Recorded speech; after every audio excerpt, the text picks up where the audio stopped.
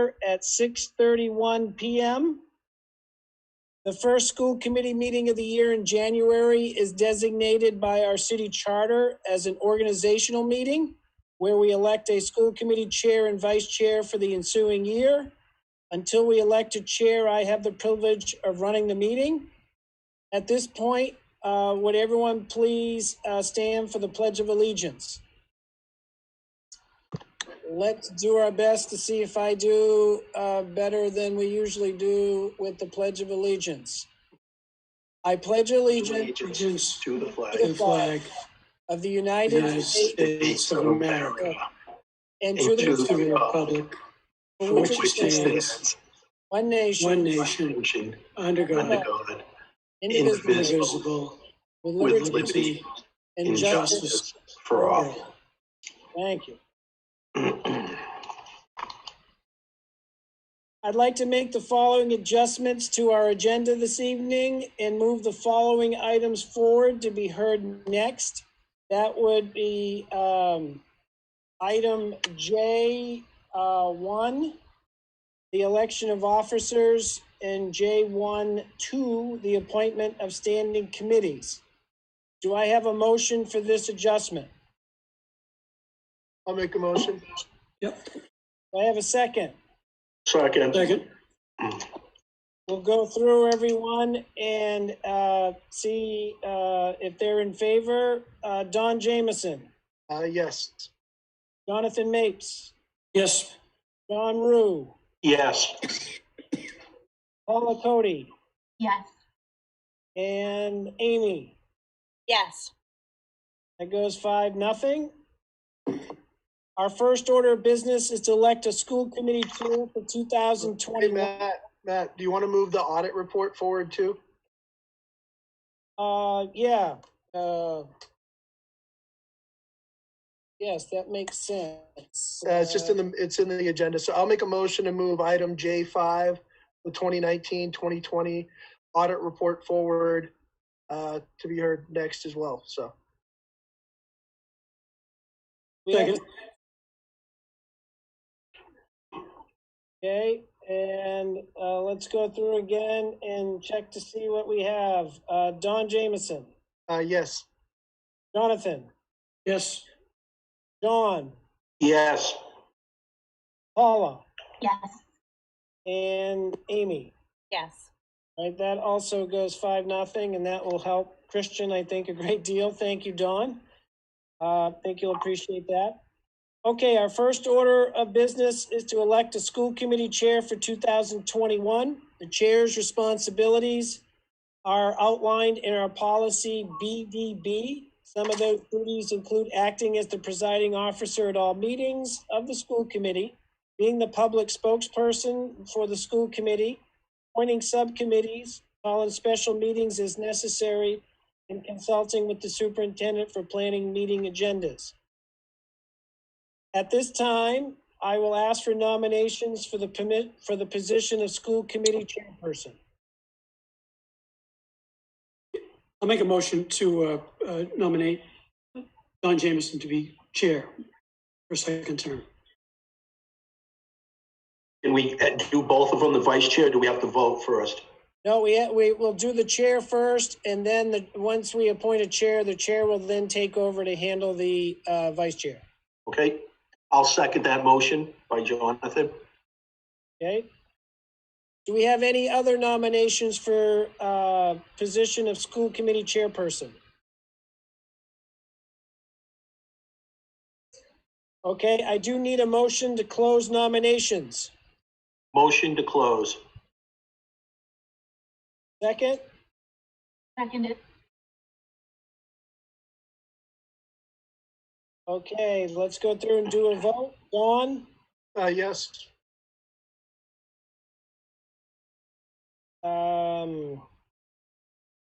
Jonathan? Yes. John? Yes. Paula? Yes. Amy?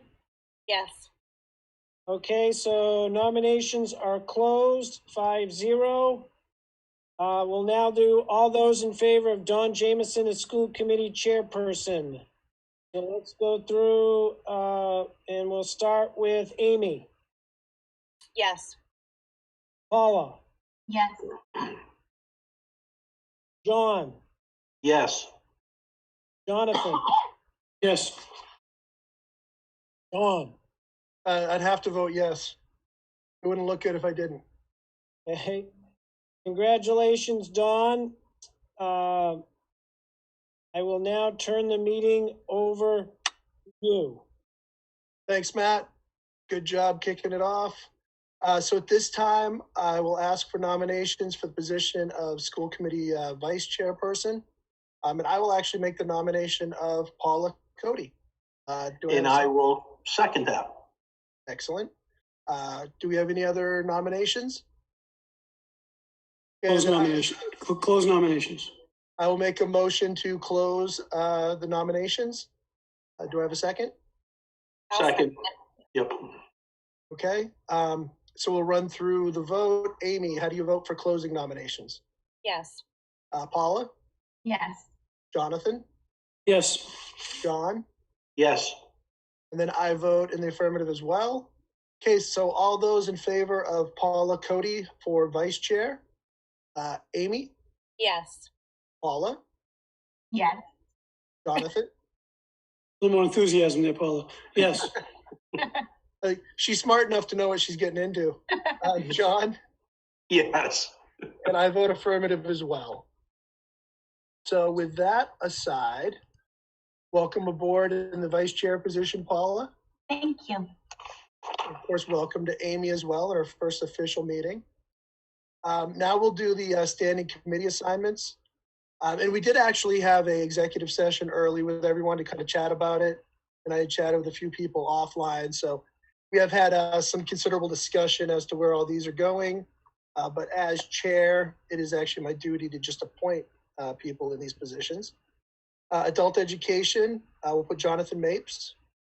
Curriculum will be Paula Cody and Amy. Dropout prevention will be John Rue. Wellness will be Paula and Amy. Personnel, we will have Amy and John with myself as an alternate. If I'm going too fast, Matt, just let me know. Yep. In the SRTC will be Amy and Jonathan. And under facilities, grounds, safety, and CIP will be John Rue and Jonathan Mapes. Policy will be myself. On the building committee, we will have Jonathan as the school committee representative. And actually, we're adding a couple of new ones that we haven't had in the past officially, at least listed. The Performing Arts Center Steering Committee will be Paula Cody. And for WSSR TV Steering Committee will be myself and Paula Cody. And I believe that's all of them, right, Matt? Yes. Hey, excellent. Okay, so that's that stuff we saw out of order. So now we'd be going to J5 for the 2019-2020 audit report. So is that going right to Christian? Or do you want to say something first, Matt? No, I think we did hold a workshop earlier prior to this meeting with Christian and his team. So that would allow us to go in depth in terms of the presentation, as well as any questions or things that the school committee had on the audit. So I think that we found that to be a good use of time and very valuable. So that'll be enough, I think, to turn it over to Christian. All right, thank you. Yes, I'll give you the highlights here and certainly answer any questions if you do have them. My name is Christian Smith. I'm a partner at Wipfli, your independent accounting firm. So we've been tasked with forming a financial statement audit for the City of Westbrook School Department's financial statements, and we've completed that audit. And as was just mentioned, we did have a separate executive session with the Finance Committee and went over the financial information in fairly significant detail. So I'm just here to kind of give you the highlights of the results of our audit. We have issued our auditor's report on the financial statements. You've engaged us to express an opinion on the financial statements, and we have happy to say that we've expressed what we call an unmodified or a clean opinion on the financial statements, which means the financial statements include all the required elements and disclosures and are complete and accurate in accordance with generally accepted accounting principles. I think it's also important to understand the results of our audit in terms of, there was some transition this year in addition to COVID, but from, the former business manager to Cheryl. And that went very well. Working in the new environment went very well. The audit went smoothly. We do not have audit adjustments. So it is a very clean audit. There were no audit findings, so no significant deficiencies or material weaknesses, no recommendations for improvements. We look at both the financial statement side and the grant side of things, no findings on the grant side of things as well. And our reporting to the State of Maine Department of Education is all clean as well. Just on the financial side, the highlight, I guess I would have to say, is that, the general fund balance is about $974,000 at the end of 2020. So, you're in a very good financial position. You're below the state's 3% requirement of not having fund balance in excess of 3% of your annual budget. So, you're in a good financial position from the standpoint of meeting that requirement, as well as having some resources that will be available to be used in future years, should you need them when you're setting future budgets. And the results were similar to that of other schools as well in terms of how you got to your $975,000 of fund balance. You did have a kind of a spending freeze at the beginning of the year, but then as a result of COVID, there was also some significant cost savings as a result of that as well. And so you managed to end the year with spending almost $1.5 million less than what was budgeted for the year. And so that's what's attributed to your fund balance increase this year from $250,000 to $975,000. So that really sums it up, really quick and brief. I don't know if there's any questions or anything anybody else that were part of the prior meeting would like to add. Christian, again, thank you. We did get into the weeds before, and it was a clean report. I'm very happy as a school committee member and as a taxpayer, so thank you. Unless somebody else has a question, Don, we probably could sign off pretty quick. Yeah, I think for us, the big thing, having been through this a few times before, and Mr. Rue actually brought it up in our workshop beforehand, the fact that the activity funds, the accounting for them didn't even come up as a highlighted item. So they're doing that well now. So, with no findings, it's really hard to try to dig in any further, because it sounds like everyone's doing a good job staying on top of stuff, and hopefully that's the way it keeps going. Did you have anything else to add, Matt, or you think we're good, Cheryl? I'll take that as a no. So Christian, well, thank you for your time again, and feel free to keep on if you want to, but you don't have to. You can drop off. All right. Okay. Thank you all. Thank you, Christian. Appreciate everything you're doing. Have a good night. Welcome. Thank you. We do need action to accept the audit report. Yep, you are correct. Yeah, I'll make a motion to accept the audit report as presented. I can second that. Do we have any further discussion from anybody? Okay, then I will take the roll vote. Amy, how do you vote? Yes. Paula? Yes. Jonathan? Yes. John? Yes.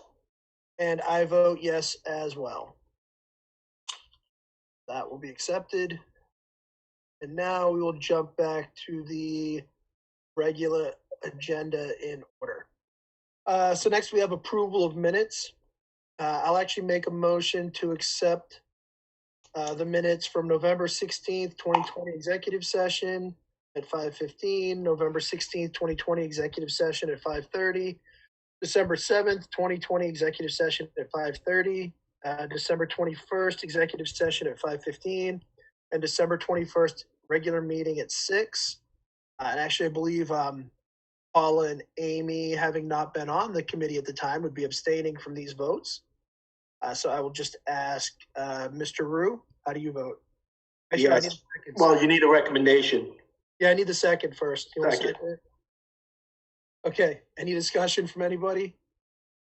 Okay, then as I said, I believe Paula and Amy would be an abstention, having not been here for any of those meetings. John, how do you vote? Yes. Jonathan? Yes. And I vote yes as well. So those should be all set. Public comments. Do we have any public on that would like to make any comments at this point? And seeing none, I don't know, Matt, have we had anything come in electronically? Yeah, I do. Oh, All who right. do we have? Paul. On. We do have someone. Is that Mr. Auger? Yes. Hey, Paul, the floor is Hey. yours. Happy New Year, everybody. Happy Paul New Year. Auger, I'm a resident and a parent and a teacher. And I saw tonight that the naming of the school is again on the agenda for the elementary school. And I wanted to just mention a few things. We've made some mistakes in the past in some of the naming, I believe, in the process of the namings, not in necessarily the names themselves.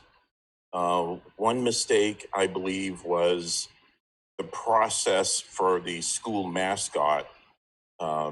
It was done in sworn secrecy initially, and the high school faculty was ordered not to comment on any of it to any students. And I don't think that promoted transparency within the community and was the right way to do things. A few years ago, we had kind of an emergency where we had to name the street going to the new high school because of some insurance reasons. And the name was brought forward at a meeting and voted on at the same meeting. It was mentioned by several school committee members that that is really not the way they would like to see any naming go. And they would like it to be a more publicly involved, transparent process. And now we're faced, potentially with another naming going on. And I would like to see a transparent, open process that involves some public input. And that's all I have to say. Thank you. Good, thanks for the comments, Paul. Yeah, thanks, Paul. You're on target. Okay, anybody else? Okay, and Matt, we didn't have anything come in electronically through the email or anything, right? Not that I'm aware of, no. Then let's move on to committee reports. Oh, we have communications. I see none. Is that correct? Correct. Okay, so committee reports, construction update. Floor is yours, Mr. Nelson. Sure, this will be brief because from my last report back on December 21st, with the holidays, I don't have a lot of information to update, but nonetheless, I want to assure people that progress is still going on at the high school and technical center.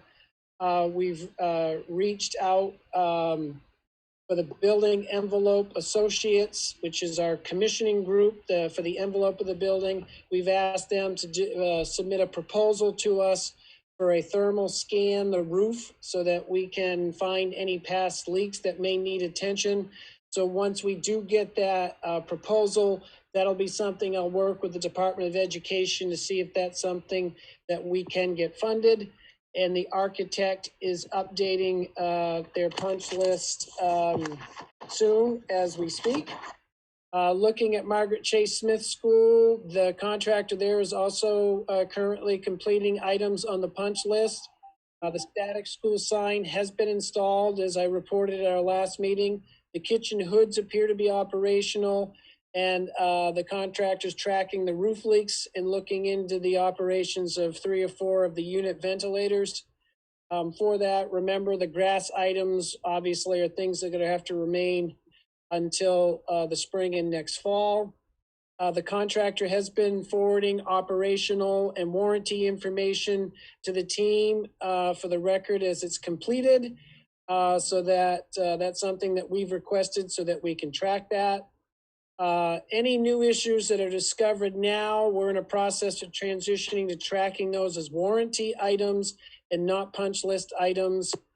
Don Nichols, our facility director, will have the warranty information so that we can contact the appropriate vendor if there are any issues that come up. Also, the contractor and the architect, one thing that we're required to do is to review the project specifications to see, one thing we have to do is have a 1-year end of warranty walkthrough that would inspect and review any items that still need to be addressed before the 1-year construction warranty expires. So that's something we are working on today. And we've got that marked down for that to happen in July, so that we be able to, while students are not in session, we'll be able to have that. So if there are already issues that do need to be taken care of, they can do that before students return. And then at the converted elementary school, it has been relatively quiet, as I talked about. With the holidays, there was less crew and a few days off for some of the in that time frame, but even so, there was progress happening. There's no major issues that have come up. Abatement is nearing completion. The floor trenching and slab cutting continues. The plumbers are installing some underground piping. With that, the architect is working with us as the school department on the requested changes that we've asked for, and they've also answered several RFIs that have come in from the contractor with that. And one of the things that we're in the process of setting up is between the architect, their head electrical engineer, we're going to have a meeting with them along with the fire marshal and code enforcement and electrical inspectors, so we can review the concerns that came up from a meeting that we had recently on site prior to the holidays for that. And that will allow us to continue to be able to make sure that we've had an information to really review any potential change orders that the contractor may be bringing us that way. So that's the update that I have. As I mentioned, brief from our last one on the 21st. Are there any questions that people have? I have one.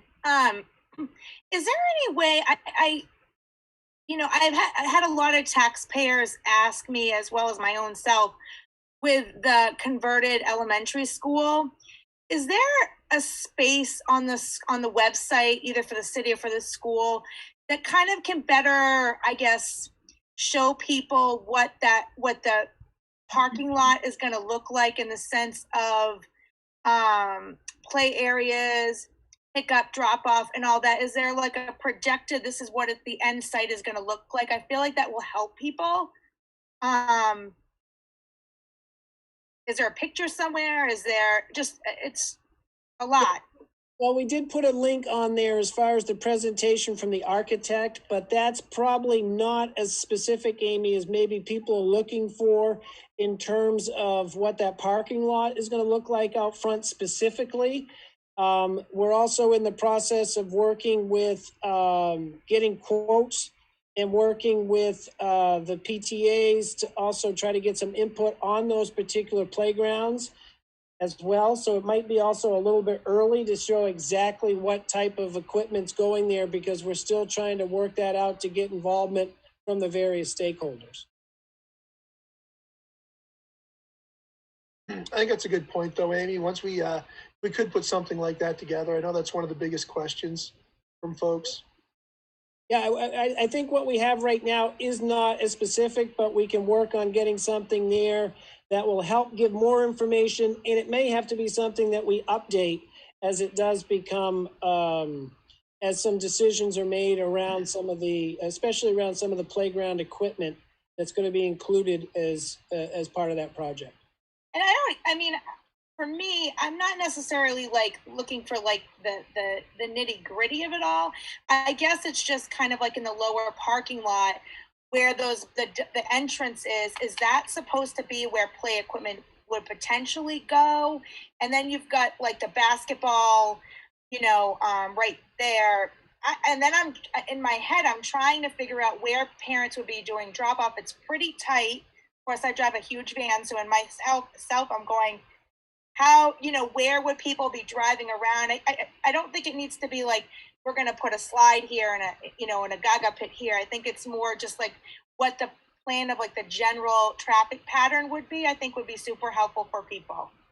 Sure, yeah, we can do that. And those are conversations we've had at the building committee level, working with that so that we can try to find the way that works best in terms of how that flow and how that drop off is going to work. Because in that lower parking lot, there is going to be some parking there. There is going to be some people coming through for a drop off. And it's also going to be where the 3rd and 4th grade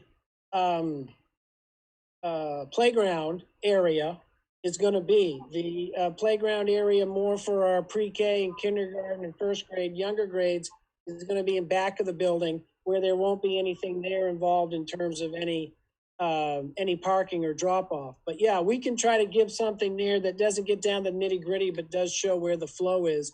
That might be something, Amy, that makes sense that we might want to bring that up at a future school committee where we might even have the architect who can be able to help explain that for people, to also be able to walk them through that.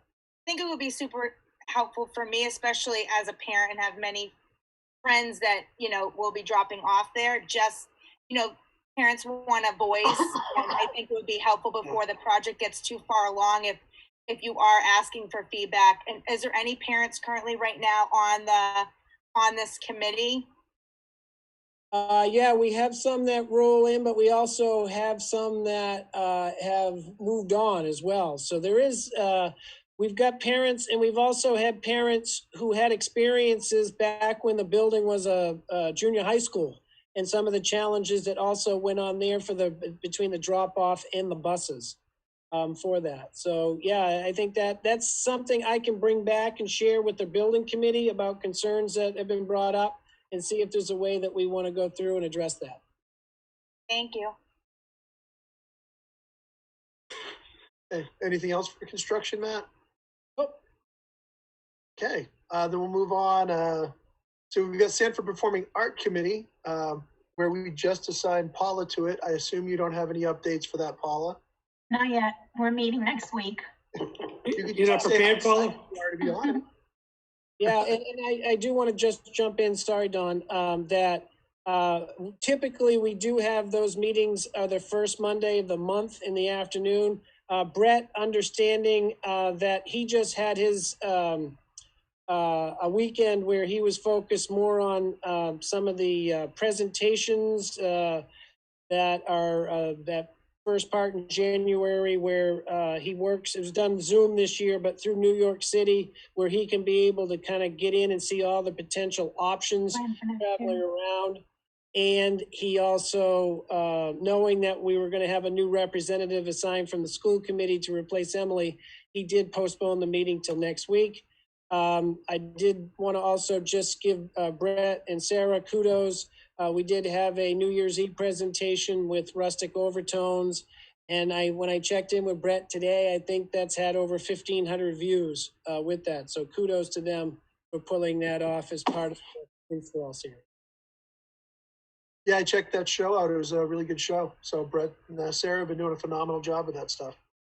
And it's still streaming on the WSSR YouTube channel. So anybody watching that wants to go check that out, remember to subscribe to WSSR as well.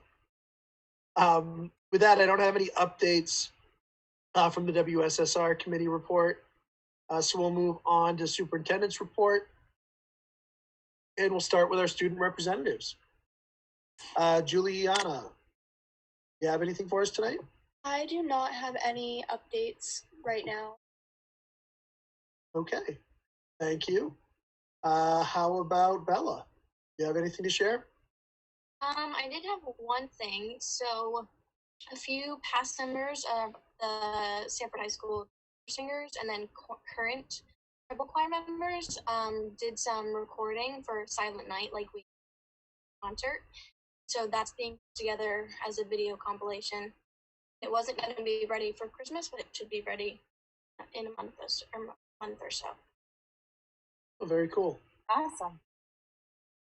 Grace, what do you have for us tonight? I have no new news. Yeah. I like the way you kind of built up to that. That was nice. A little pause, make us anticipate. So ladies, you pay attention, because I think when we start talking about the new skinny block later, definitely be looking for some input. Okay, Matt, floor is yours. A calendar, I assume, next? Sure. Also, one of the things that I did mention at our last meeting was we are in the process of redesigning our website. With that, part of that was, I think, a way for us to try to highlight those things that are most important for our stakeholders. And also, the company we partner with, it was also something that they were requiring to do. So those worlds collided, and I think it's going to work out well for us to be able to have probably a more functional and better website in terms of allowing people to get information, and for us to promote all the great things that are going on in our school department in our city. So we still haven't gone live with that. Obviously, with the school vacation, we've kind of slowed things down with that. But we hope to ramp that up and have a big, more of a reopening, I guess, or being able to highlight those changes in a more specific way. But I did, one thing I want to bring to the school committee's attention is we are starting to look ahead to the school calendar for next year. That's something that is oftentimes really driven by Sanford Regional Technical Center, knowing that there are 8 schools that send students to the Regional Technical Center. One of the requirements is that we have a school calendar among those sending schools that really has less than 5 dissimilar days. So for that to work and have that happen, all the various schools try to get their calendar updated and approved by the end of January. And so knowing that we have a meeting coming up, next school committee meeting is on Monday, the 25th. The next SRTC advisory committee meeting would be that Friday, the 29th. And so looking at that, I wanted to at least give the school committee a preliminary look at some of the thoughts around that school calendar.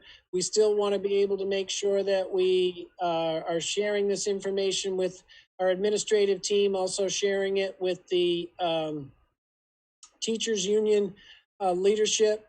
So what we're looking at right now, I've tried to put it up on the screen, is having what we had initially as a similar calendar plan for this year, which was pre-COVID-19. Obviously, COVID-19 really threw a wrench into what our calendar was that was approved back in January of 2020. But with that, one thing we're looking at doing is Labor Day is late again this year. If you remember, Labor Day was late this year. Traditionally, what we've done in the Sanford School Department is we've always tried to have the first student day follow Labor Day. And that works out well when we do have Labor Day is early on in September. But this year, Labor Day would be September 6th. Which is similar to what we had for this year in 2020. And so we're looking at having our new teacher orientation on Tuesday, August 24th. That will be followed by in-service workshops for our teachers and staff on Wednesday, August 25th, Thursday, August 26th. And then Friday would be an off day. And then our first student day would have students coming in on Monday, August 30th. And then student days that week would be starting on Monday, Tuesday, Wednesday, Thursday. So that would be August 30th, the 31st, and September 1st and 2nd. As we've done traditionally, the Friday before Labor Day would be off for students and staff. So that would help for a long weekend with Labor Day on Monday, the 6th. And then we'll be back on Tuesday, the 7th, with student days. The rest of our calendar does go pretty similar to what we've looked at in the past. We will continue to have a staff workshop day on Friday, October 8th. That always matches up with the Columbus Day weekend, the Indigenous People Weekend, sorry. And that is also the statewide CTE conference, which all of our SRTC teachers attend. And then obviously there will also be the 3 days off in November for the Thanksgiving holiday. And then in the calendar we have for December, we would have our last student day would be Wednesday, December 22nd, before we go into the holiday vacation, winter vacation, and that would extend all the way back to in January. We would return back on Monday, January 3rd.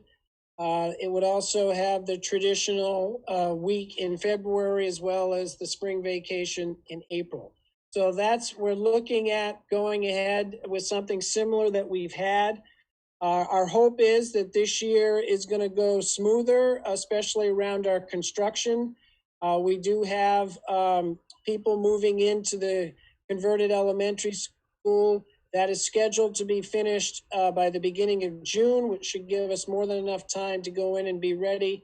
But nonetheless, when you have that people moving, we do like to have 2 workshop days in August.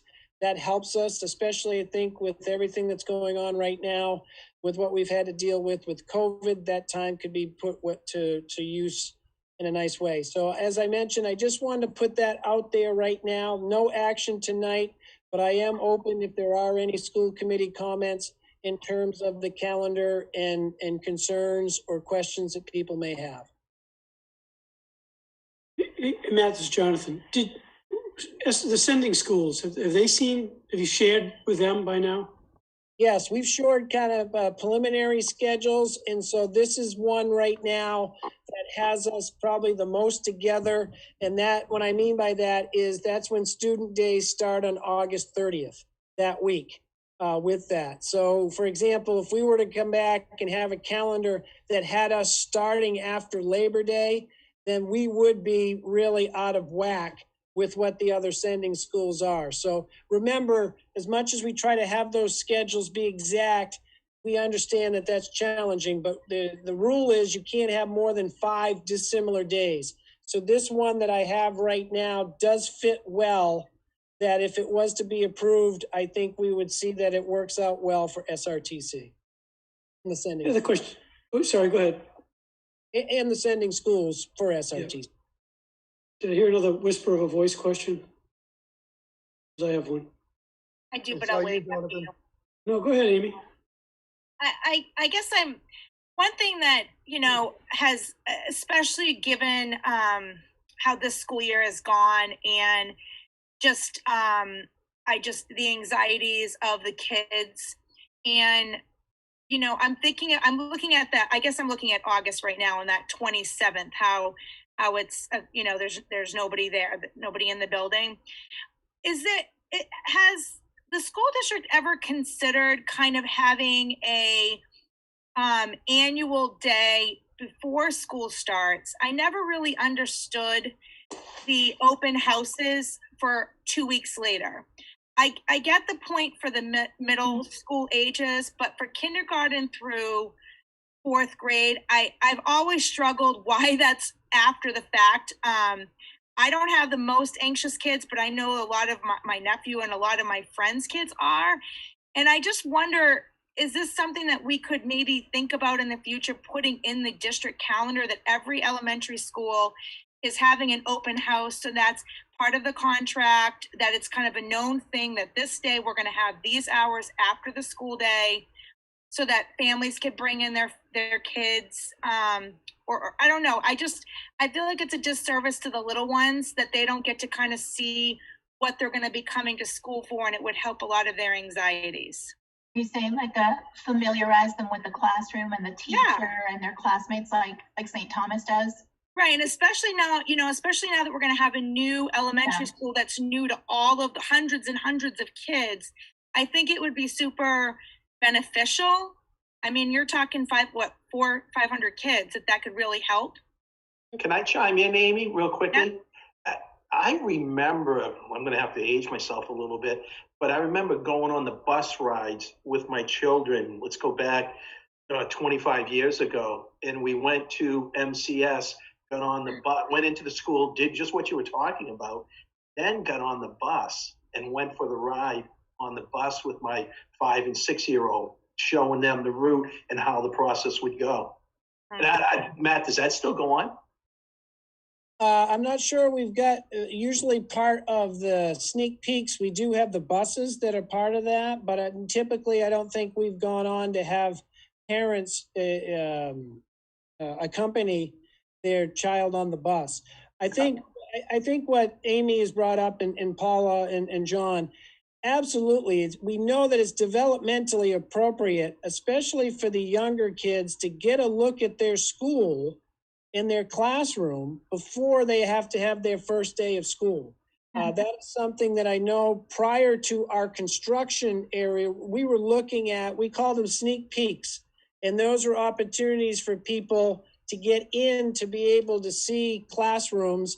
And that would really help that anxiety that some students may have, that we all have when it comes back into a new school year for that. And so that's something that we recognize as a school department. We've gotten away from that the last couple of years, mainly because of the construction that's been going on where the classrooms are, to allow people and our teachers to go in and set them up. And I speak for our teachers. They do an outstanding job, but they also are they want to make sure that their classroom is ready for people to come in and go, that they're seeing it. They want to put it through their best, they want to put their best foot forward in terms of having that classroom all set up and ready. And so that's where we'll have to work that out. I could see something for us to try to find something to shoot for, considering if our converted elementary school is on schedule, that we could shoot for having our elementary schools have those sneak peek open houses on Thursday, the 26th. I'm hesitant of putting that on the calendar right now because we've got some work to do between now and then, but that would be something that I think would allow our teachers to have 2 days in their classrooms to help be able to get that stuff set up and be able to allow people to come in prior to Monday the 30th. I think that Thursday the 26th would allow people to come in, kind of get a feel for those schools, especially with one school being entirely new, where we could be able to do that. So I think that's something we can shoot for, and something that we agree with. As I said, the challenge has always been, we want to show our rooms, but there's always a rush to get those ready sometimes, and some of them aren't ready right when people want to come in and see them. Hi, this is Beth Letourneau, mother of the anxious child that Amy Sivany mentioned, and also director of school counseling at the high school. I would say I actually also think this would be a great idea at the high school level. I know I give many a VIP tour, as I call them, to students who are particularly anxious about school starting. And I know that also happens at the middle school level as well. So I would ask this group to consider also making it district-wide. Because I think there's a number, we get over 100 transfer kids at the high school a year. Just a lot of opportunities for kids that want to even just be able to meet their teacher. Maybe they're a sophomore, but they have 4 completely new teachers they'd like to meet before school starts. Yeah, thank you, Beth, for that recommendation. It gets challenging because we also have to work this out as part of the contractual time that people have.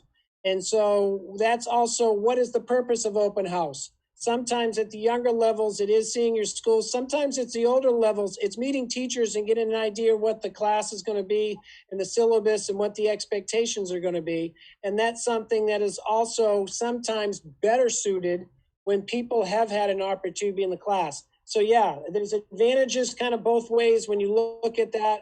I would say most definitely the advantages work out as at the younger ages. That's more about the fear of the unknown in terms of that. But yet, as you point out, there are those kids and there are people who are going to be new to those situations that could always use that. So it's going to be something that we're going to have to find. Typically, we do have an incoming 9th grade night, as you're aware of, where those 9th graders can also have kind of a program that's designed for them. And part of that is seeing their school with that. That doesn't always get those 10th, 11th, and 12th graders who are new, that sometimes fall to you and the other school counselors to provide that tour. If I can just add to that, I think that, my question is actually, wouldn't it fall under the umbrella of social and emotional learning? I mean, just supporting that so that our kids are less anxious, more prepared emotionally and mentally. Yeah, absolutely. Sure. I think that's what we're looking for. So at the end, as we know, social emotional learning looks different for a lot of people. For some people, it's going to be, I'm good with it. For others, it's not. So yeah, I think it's something we can look further. And as I said, I was looking at it normally at the younger ages. It could be something else that we look at for the older ages. And I guess one more thing is, you know, one thing a lot of families have struggled for is the timing. So when looking into this further, that we're not just doing between 2:30 and 3:30 or 3:30 and 4:30. I mean, I have many friends and my neighbors who work, in Portland. They don't get home till 5:30, 6 o'clock. So hopefully we can have like an hour, like a time frame that can allow working families to get there also. Yeah, I agree, Amy. That's a great suggestion. One thing I've noticed in my time in Sanford, I think more times than not, the schedule works better for our staff than it does for our parents. And ultimately, we have to look at who are the people that we're trying to be able to help in this situation. And it is our students and it is our parents. They're stakeholders and they want to be able to see that. And we've got to be able to kind of accommodate that around people's schedules. So that's something we want to look at for that time frame to make sure that is moved back and it's just not happening after school. Contractually too, I think it's a no-brainer because we're all here for the children. We're all here for education. And so if it's going to help social and emotional learning and it's going to support our students, then I don't think it should be that big of an issue as far as wanting to implement it somehow. Hey, Don, Mr. Chairman, you listening? Yes, sir. All right. So I think it's something we can, as a school committee, we should work on. I agree with all the comments, and I think it's something we should do. I think construction, we all know that we shouldn't be planning too much for September. And COVID-19, we don't know where we'll be. And to Paula's point regarding negotiations, I think we could be looking at volunteers. I don't think that students and parents need to necessarily go in and inspect every classroom. It's just getting a feel for the building and the hallways and bathrooms and just kind of getting that out of their mind. So right. If we could get teachers and parents, and I'd volunteer to just be guides. But if we're still under strict executive order by the governor in September, I hope not, but maybe smaller groups, just kind of a walkthrough. So I think it's worthy of a deeper discussion, Don. I agree. I think we keep this on the on the back burner, if you will. And Paula brought it up. If it's a contractual thing, we're going into negotiations this year. So that's what I was want to put on the horizon. We got to think of it now. So I think all excellent points. I agree with all of them. So yeah, there are times that are built into as part of their contractual requirements, and we just have to make sure we're allocating that time, that it works out for open house, it works out for those sneak peeks. It also is part of the parent-teacher conferences that happen throughout at different times in the school year as well. So yeah, I Thank think you. that's great. I think that's a great suggestion that we can try to be able to frame this in a way to be able to say, we're talking about the social emotional importance of our students. And this is something that right now we're prioritizing. It's going to be something that's a priority. What do we need to do to be able to make that happen?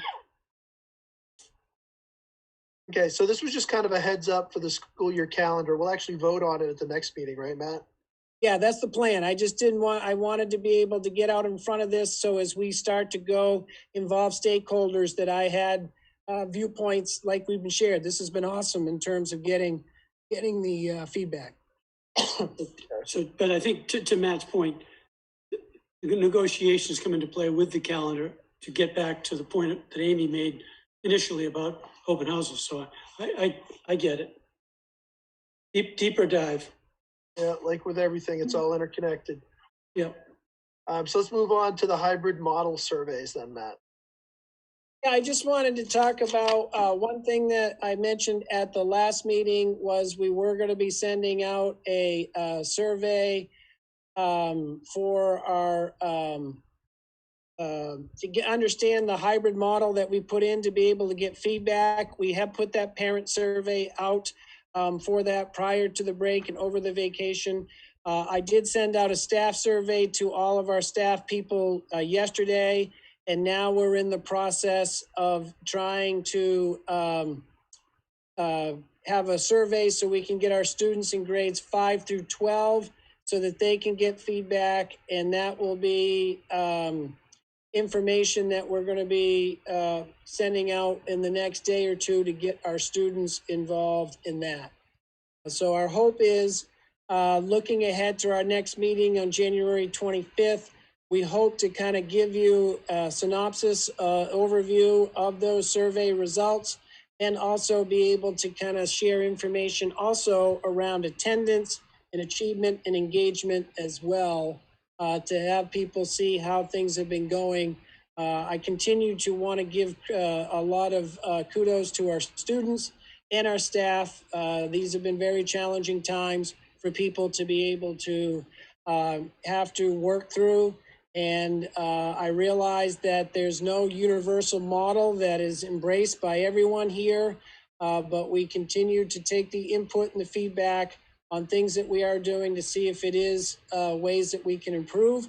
Obviously, I know personally my intent would be to try to get as much in-person learning as possible safely, if that's something that we can be able to do. I know right now, give people an update on COVID-19. As we expected on our return to school after the school vacation, we did have some positive COVID-19 cases that were determined over the school vacation. I sent information out today. I did not release a letter because the positive cases that were determined, as I mentioned, they were over the school vacation. There was no contact tracing that was necessary. The students, the individuals who are with positive cases have not been, and we're not in school today with that. We had 4 individuals associated with SRTC.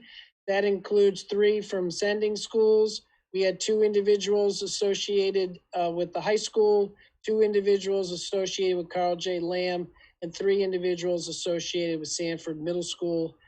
In terms of what was reported to us that happened, that were positive cases over the vacation. So we'll continue. I do want to point out that it has been challenging. I want to give kudos to our staff and our administrators because some of this is we've got people who are quarantining, people who are close contacts, who may have to quarantine.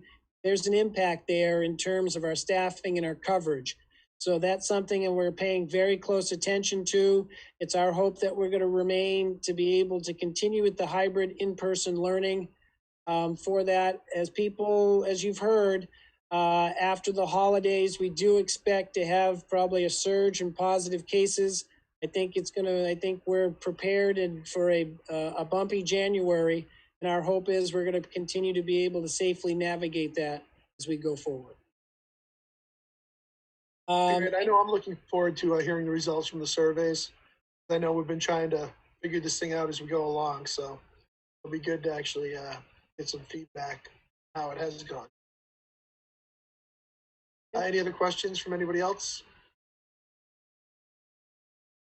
Okay, let's move on to the director's reports. Cheryl, what do you have for us? I didn't have anything planned, and because I'm further down on the agenda. Okay. Do I?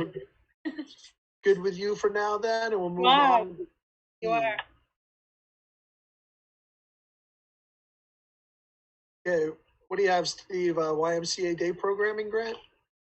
Yeah, good evening, guys. Since the last meeting on December 21st, I just have a couple of updates for you. The first one is a YMCA Day Program Grant. The Sanford School Department and the Sanford Springvale YMCA have partnered since the middle of September to provide day programming for students in our school system up to the age of 14 to support students during their remote learning days. The program housed at Lafayette School provides students with a safe place to learn and staff from the YMCA to support students in completing their academics. In addition to the academic support, we also provided students with an opportunity to receive breakfast and lunch through our school nutrition program. Since the middle of September to the end of December, we had 68 students who participated in this program. The program was partially funded by the Maine Department of Education's Corona Relief Day Programming Grant, which expired on December 31st, 2020. So it just expired a little over a week ago. Moving forward, we are looking to continue this partnership with the YMCA to continue with this program through the end of the school year, as long as the need continues, which currently looks like that need is going to continue. With the grants funds expiring, we did have to update our MOU with the YMCA. In the updated MOU, the school department is going to continue to advertise the program and refer parents to the program. And we are going to cover the costs to keep Lafayette open through June. The funds that are going to be needed to keep Lafayette open will come from our CARES funding or the possibility of Corona Relief funds if they are extended. The YMCA, for their portion of it, they are going to agree to continue with the day programming, paying for the staff and the supplies. They're going to agree to follow the safety protocols outlined by the Maine CDC and the Maine Department of Education and maintain the general cleaning of the facility. In terms of the insurances, we're going to carry the general liability and property insurance, and then the YMCA will carry the workers' comp insurance and insurance related to the program. We're very fortunate to have the partnership we do with the YMCA. And thank you to Andy Orazio and Matt Willett for really making this happen for the students in our community. Does anybody have any questions about the YMCA Day Programming Grant? I'm just curious, how many kids do attend on a daily, on average? 68 is the total number of students that have been served. Amy, I don't have those exact numbers in front of me, but I'd say 20-ish. 20 per day? Yeah, roughly, yeah.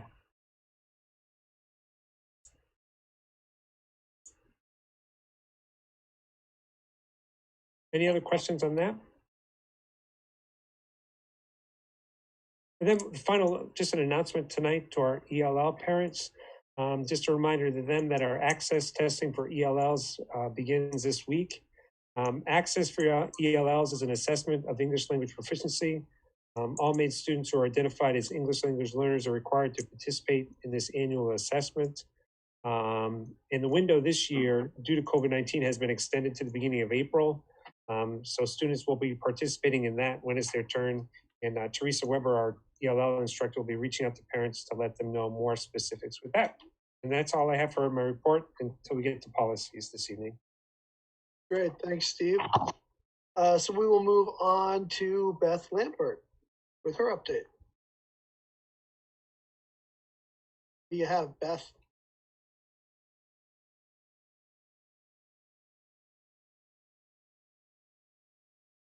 Did we lose Beth? I have to unmute myself. Sorry, the dog's barking. There you go. So I was just trying to find your video to see if you were chatting while I'm being. Just talking away to myself. It's a good time. So I'm just going to give a quick update on the enrichment offerings for the coming school year. Matt, if you want to go to the next one, or Steve, or whoever's in charge. All right, so just as a quick review, last year the school committee voted to move back from 5 blocks to 4 blocks of instruction with enrichment classes that would meet twice a week. So based on the amount of time students would be in those enrichment classes, which is about 17 weeks times 2 hours, it's about 34 hours. So in order to keep it equitable with other courses that are either half a semester or a full semester, these elective courses or enrichment courses will be taught at an applied level. They'll be worth 1/4 of an elective credit. They will be graded, and they will be used as part of the student's GPA. And that was supposed to start this year, but we decided to push it back a year due to COVID and the current teaching expectations on staff. So what did we do? So I sat down with Matt Peterman and Kathy Sargent. Whoops, can you go? There we go. And we reviewed the enrichment descriptions that were written from last year. We gave feedback to staff so they could make adjustments to more specific needs for each course. Then I reviewed the final changes and approved them. And Mr. Peterman is currently working to update the program of studies, although I did send you the PDF of the enrichment course offerings earlier today so that you could see all of them. So that's how we started it. So what changes were made? So when we looked at last year's signups, the courses that had no students, we removed. So that shortened the list from about 160 down to about 70-ish. So it'll make it definitely more manageable when it's time for signups. What were the expectations for the remaining courses? We wanted to make sure they were engaging to students. There was no prerequisite.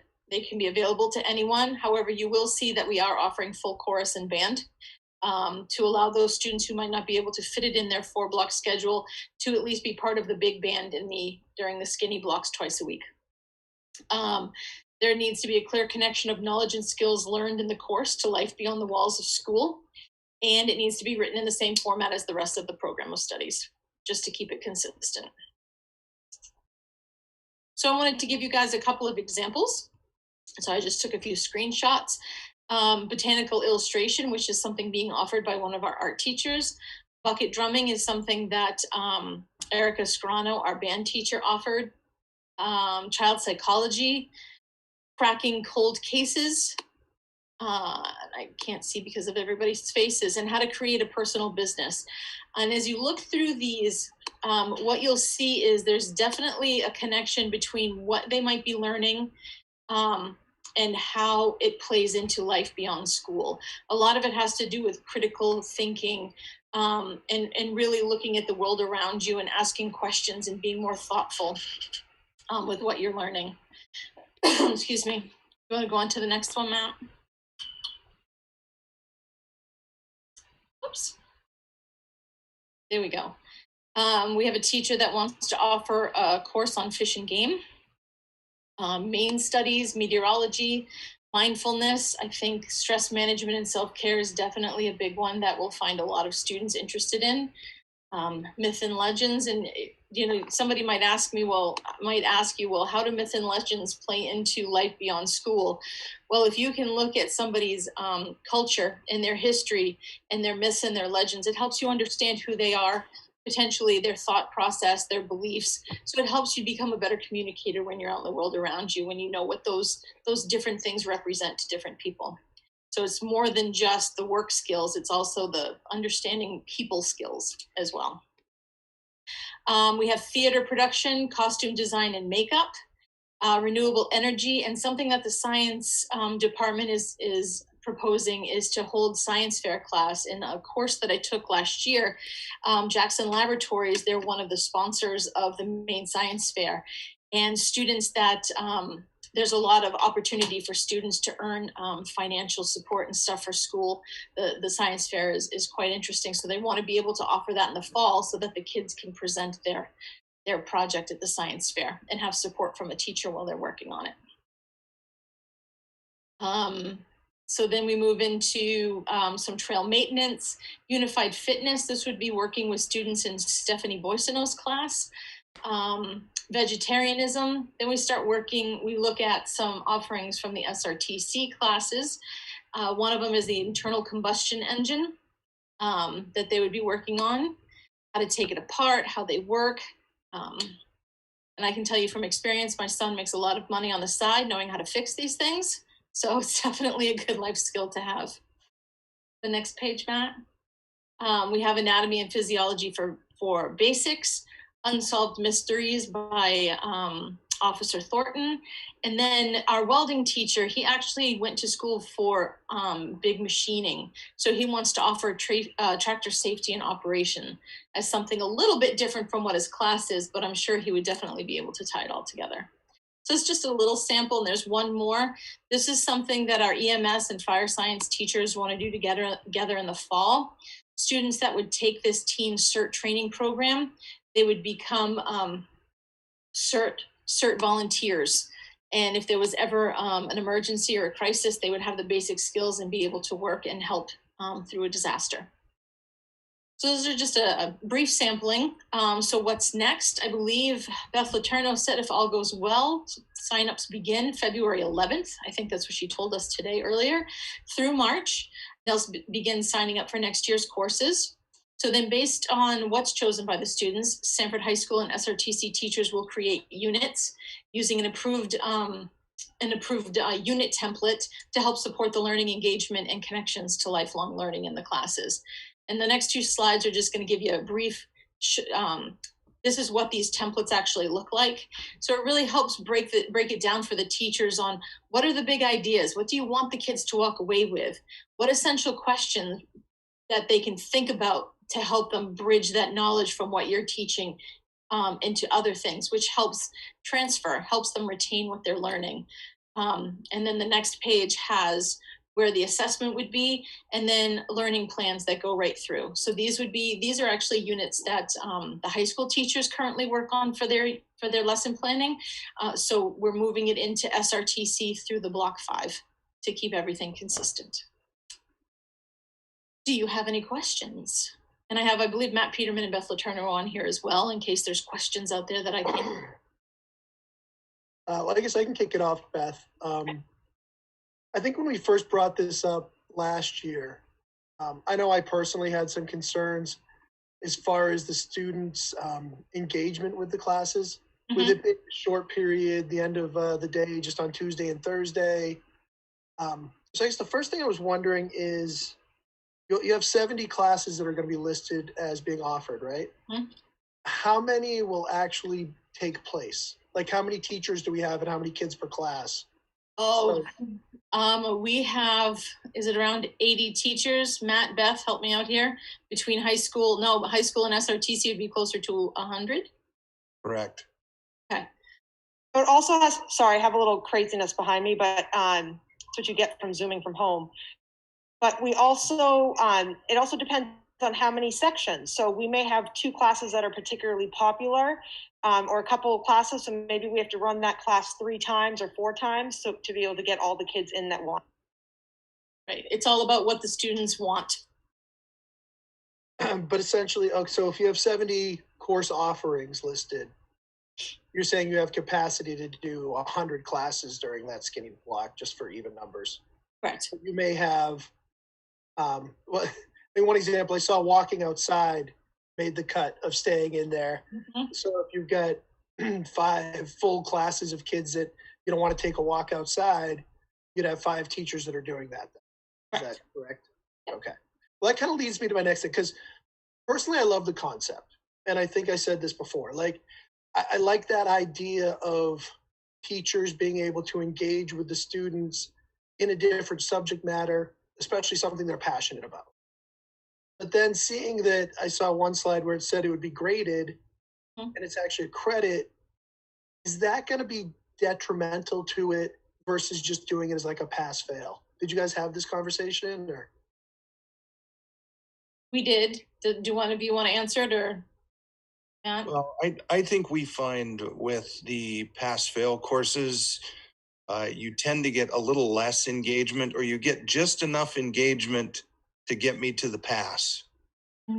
Whereas if you have the carrot of the grade, some students, they want to make sure they get close to 100 in every class they take.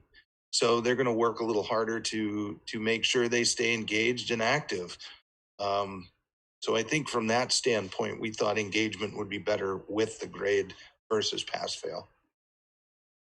I guess I'm thinking of it from the teacher perspective too. Like, if this is supposed to be something that the teacher's passionate about as well, and it's a different environment, if you will, for them to interact with the students, is now having to come up with assessments and grading going to make that kind of more of a difficult experience between the two groups? I guess that's where I'm coming from with it, Matt. I think wanting them to engage is definitely a priority, but you also want them to learn something as well. You want to know that they're walking away with a new piece of knowledge or a new skill that they can then either transfer onto another class or to the next job that they have or something. So while we want it to be engaging for students and teachers, there also needs to be a learning component to it as well, because we're in school. That's what we do. We try to educate. So to put that little bit of learning on it, I don't think in two classes a week that you're going to have a lot of assessments, formative and summative, but I think they're good check-ins to see if the kids are actually engaging and paying attention too.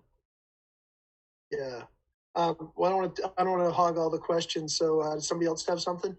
Yeah, I do. So I'm wondering, from year to year, does the list change depending on what was popular and what wasn't?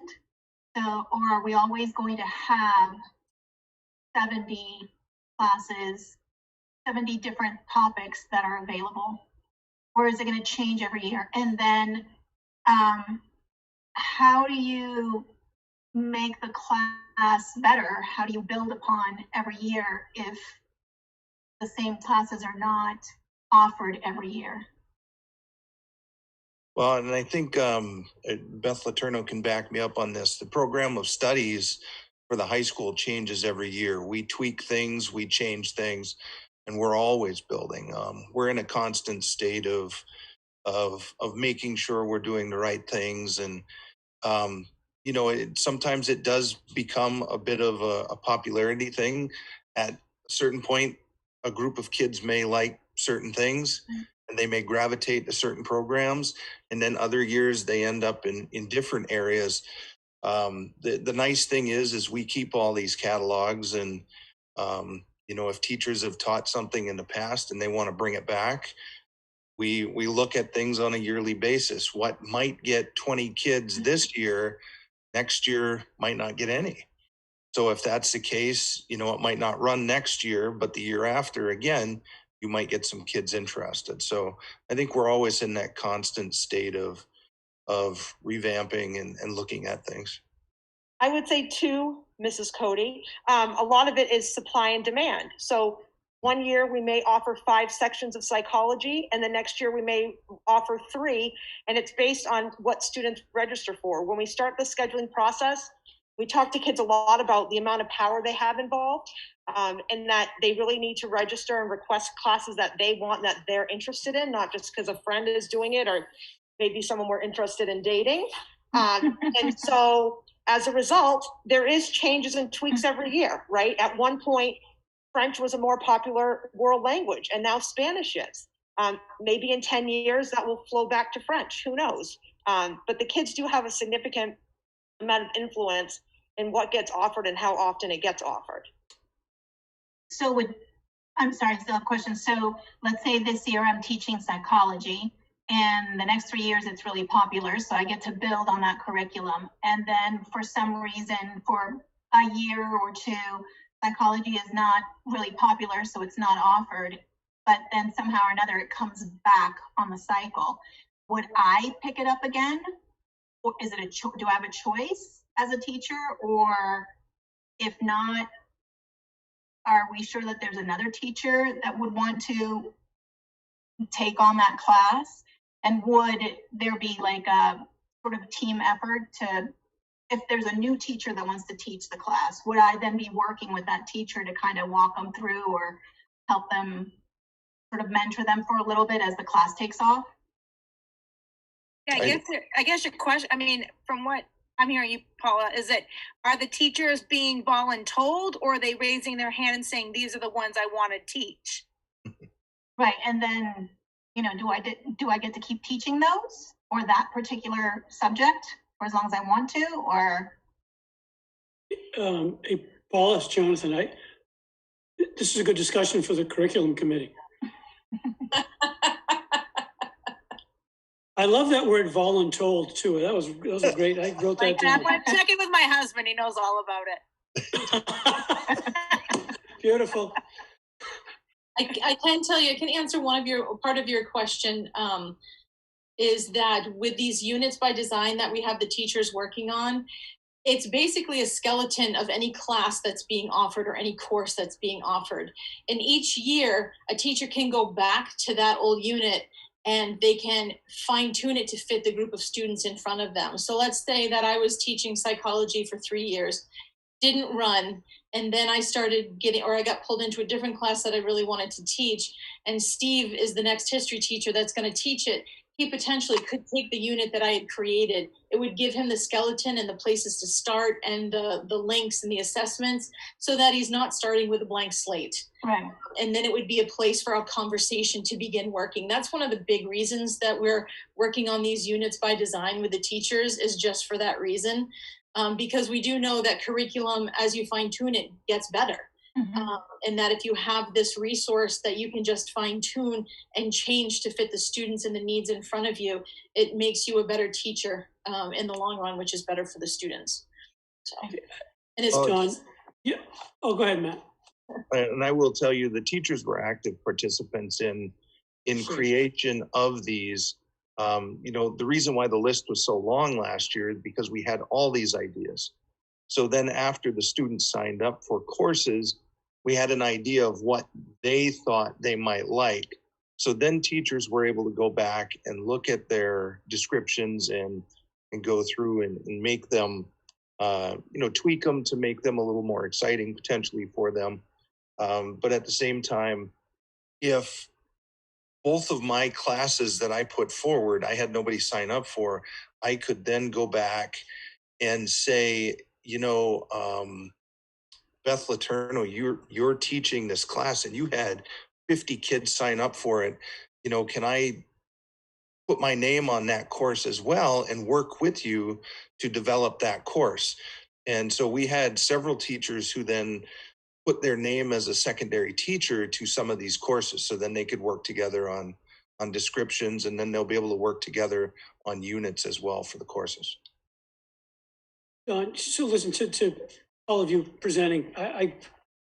This stuff is spectacular. It's so important. It goes right along with the lifelong learners and the financial literacy, all of those things. I don't want to call it revolutionary, but this is so important to students' engagement in education and their future. Mm-hmm. That if they take a course in horticulture because they think they like it, and realize they don't, we've done them a service. So I think this is great, and kudos, and keep it up, and let's build on it. Yeah, I'm sorry, I didn't mean to get into the weeds about it. I'm sure it is a better conversation for the curriculum, but I just had to ask. But no, I don't blame you. It's great. I could ask a million questions. I'm excited about it. I think it's excellent. But I think we're absolutely on the right track, and we'll fine tune it. It's going to take a year or two to kind of say, oh, we should have done this or we shouldn't have done that. But we're absolutely on the right track. Having a freshman, I was super excited when I was looking at this list. Probably more so than he was when we were going through it last year at the end of his 8th grade year. And I know I was like, oh, that's not happening this year. Obviously, I understood because of COVID, but, you know, I have an 8th grader, and so she'll get to go through the list as well. And I'm excited for the students because I think it's a great opportunity. And it kind of reminds me, Beth Lampert, just about what you were talking about with the life skills class at the last school board meeting. Is this life skills class that you were talking about that will be a graduation requirement? Will this maybe be taught during this skinny block session, or no? It's completely No, separate. It's completely separate because it's worth a full credit, so you need a full semester. Okay. The course is called Personal Finance. Yeah. Personal finance. Life skills, personal finance. I mean, come on. Tomato, Potato, potato. No, Jonathan will get very upset. It's named after him. So we Okay, gotta make sorry. sure- Jonathan Drake, Yeah. personal finance class. As long as I agree. I have a seat in the bucket drumming class, I'm good. Nice. I think Jonathan's kind of hitting the nail on the head. Like, these are very essential skills for kids, and to be able to give these kids, more opportunities to do more things they like is great. My concern is just doing it as a skinny block. Is that enough? You're going to get like 45 minutes a couple days a week. So in my opinion, it kind of circles us back to the entire schedule conversation at the high school. And, if we could get to like a 7-period-a-day schedule where the kids could have more flexibility and be able to do multiple classes like this, to me, that's ideal. But that's a much deeper discussion to have on another day. So, Is that a curriculum discussion too? Should I worry about that? yeah, we'll put that in the curriculum too. Curriculum's going to make everything all better. Oh, goody. Okay. We know you can handle it, Beth. That's why. Let me and Paula know when you guys meet. We're looking forward to it. Oh, yeah. Well, I think it's just the three of us, so we should be all set. Perfect. Just rest up, Beth. There's a lot of energy there. Dawn, I'm curious to hear what our student representatives think. That's a great segue. I was thinking the same thing, Mr. Nelson. So let's go. Juliana, do you have anything you'd like to add to the conversation? What do you think about the course offerings? I think that they're really interesting.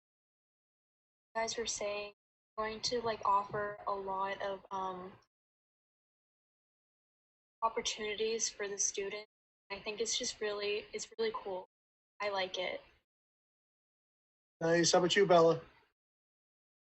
I think just how many various different courses there are, everybody's going to have something. I think it's, like Juliana said, it's a good opportunity for everything to not only enjoy what they're learning about, but to really hone in what they're learning about. Thanks, Grace. How about you?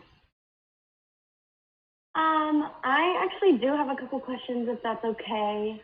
My first question, I know that some of the courses were centered around skills that you could use further in life, but then I noticed others were more interests, if that makes any sense. So my first question is what are the overall goals of these blocks, and what are we hoping to accomplish and give students to take with them to further their education?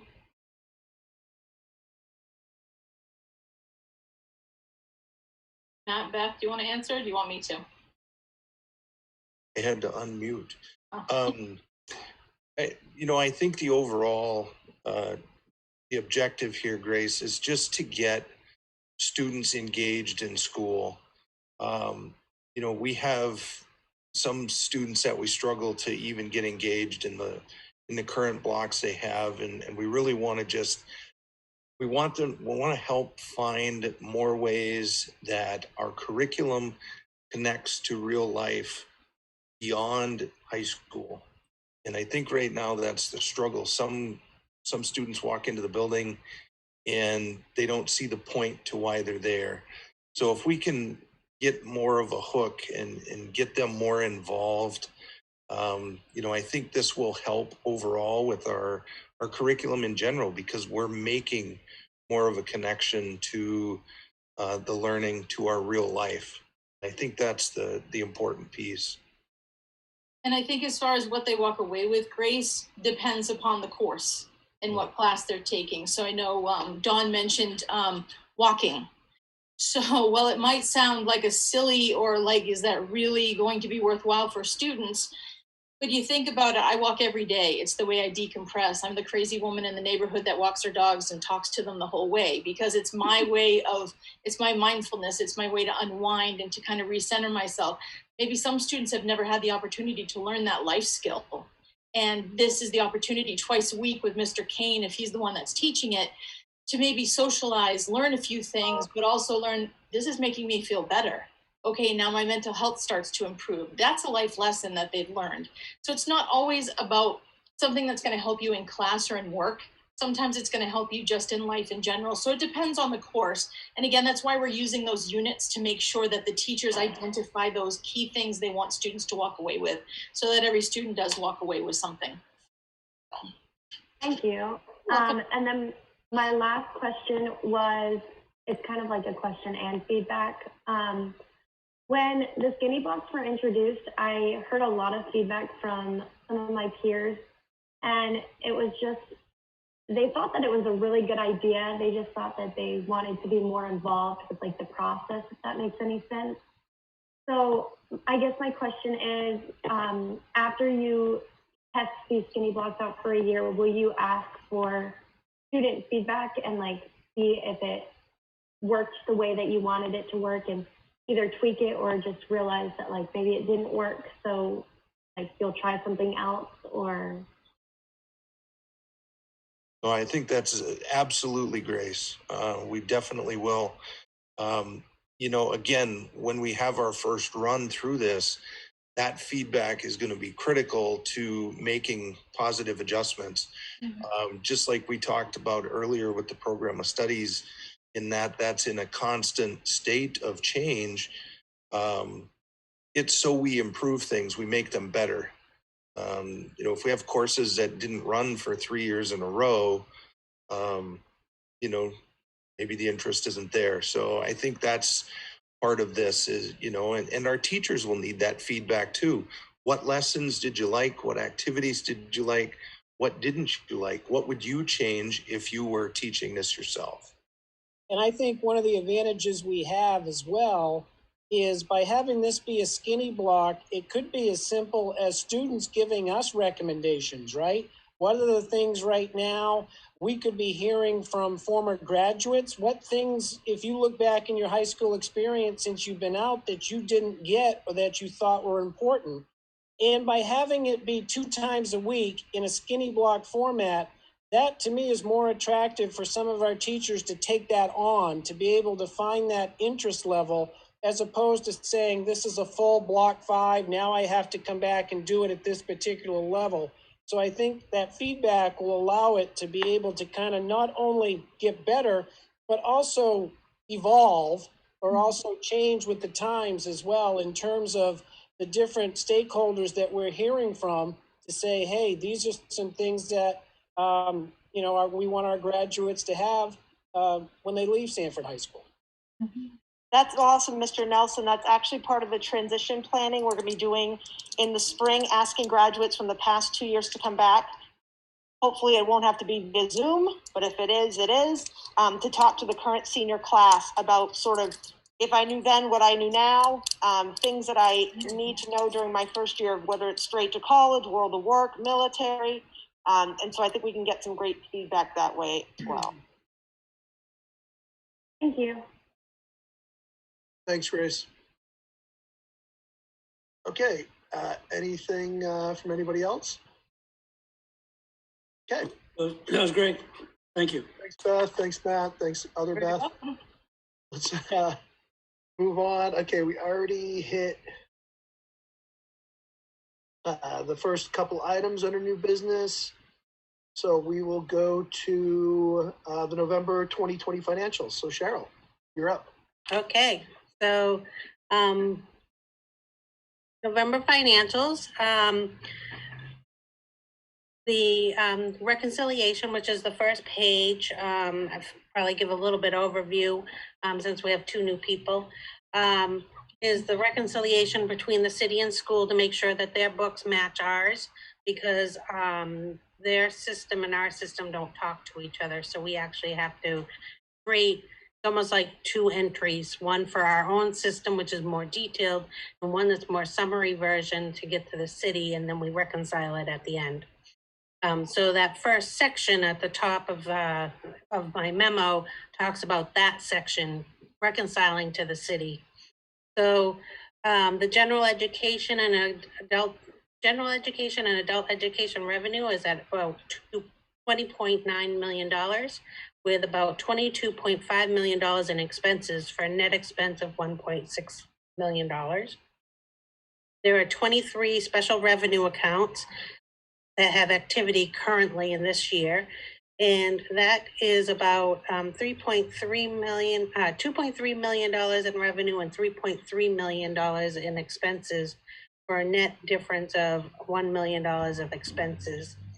And you can tell that at the end of October, we had the $2.4 million of that was CARES and CRF money. So that's a fairly substantial amount, and a lot of that has actually been reimbursed to us as of today.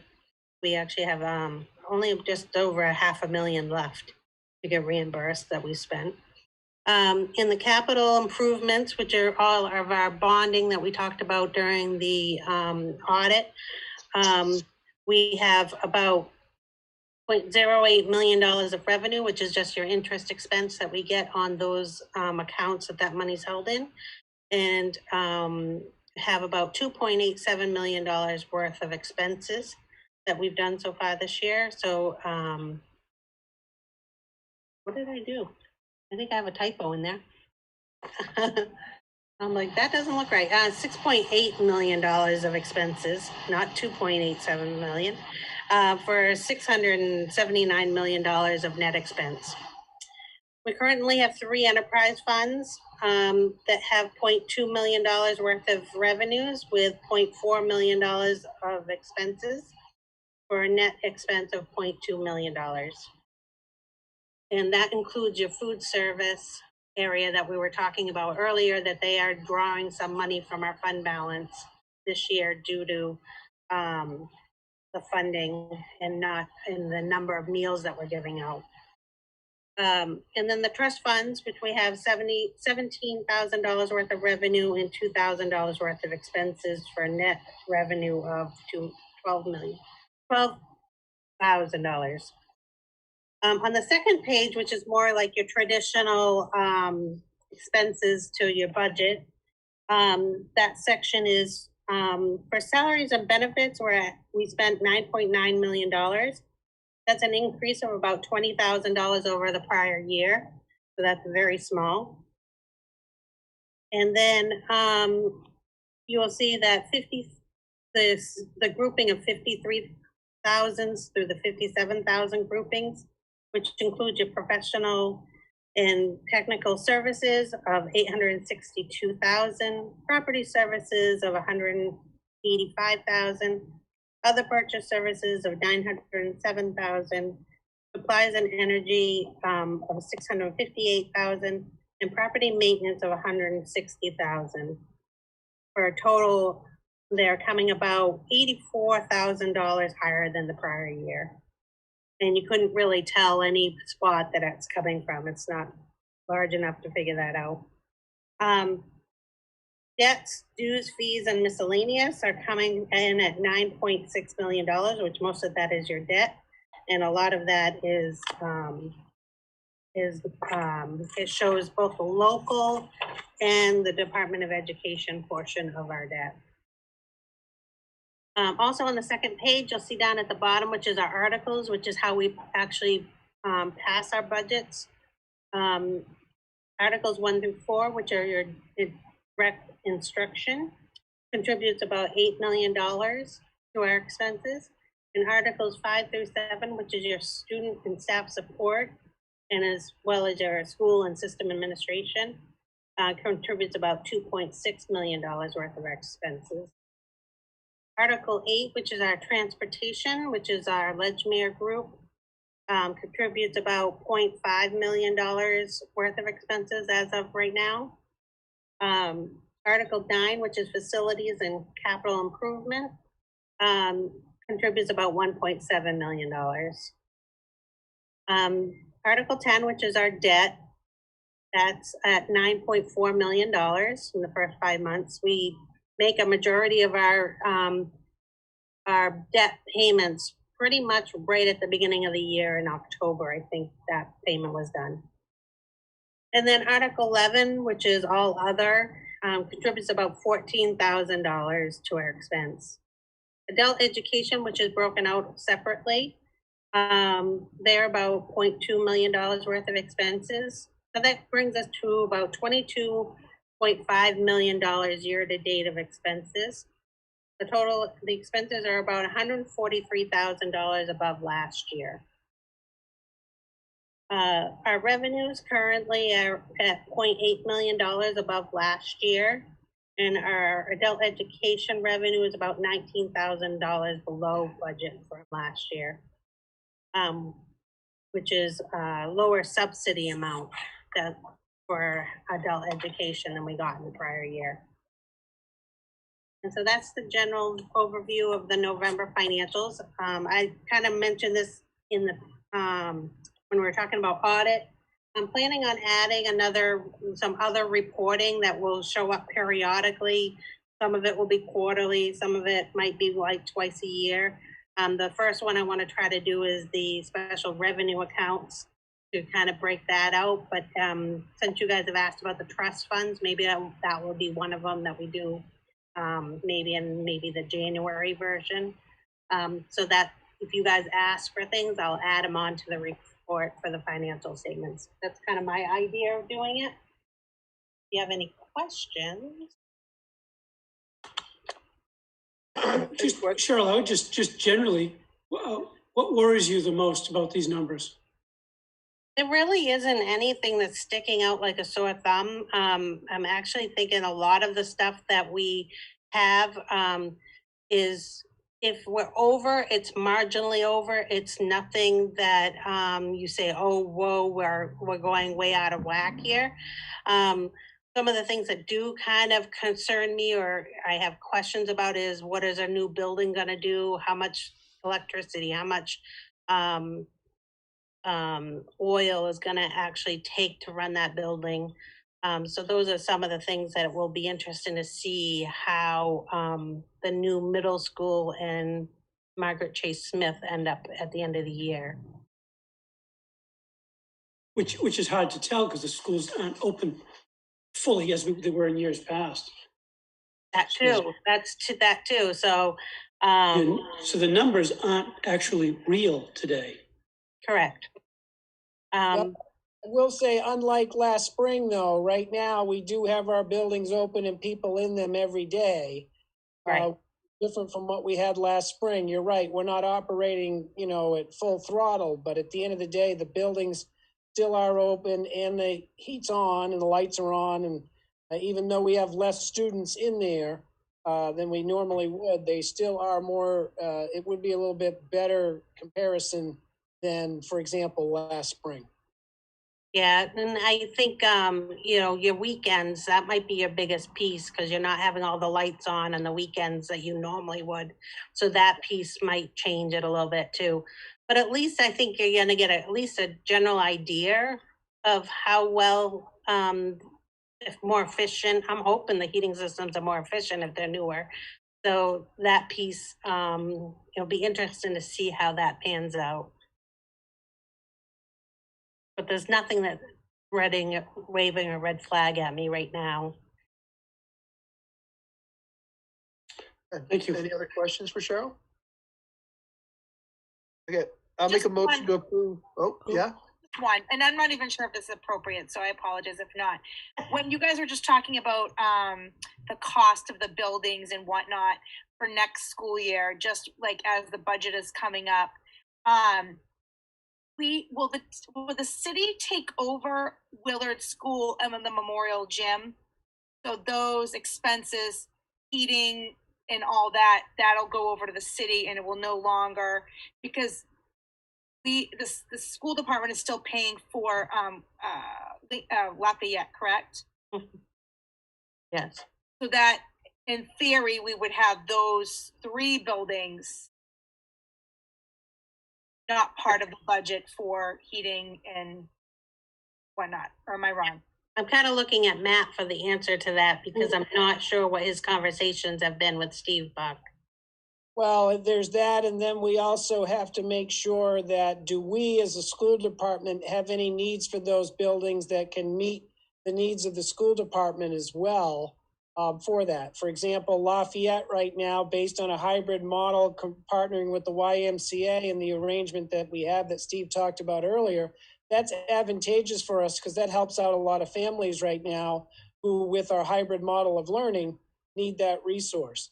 And so we also are, as always, doing due diligence to kind of look and see, do we have some other services or other things that we could use that obviously we'd want to look at that through primarily, is it what our school department needs and could benefit from, but also the finances of that, because it may be some things, if we're going to look at, remember last meeting we had Stacy Bissell talked about the bridge program.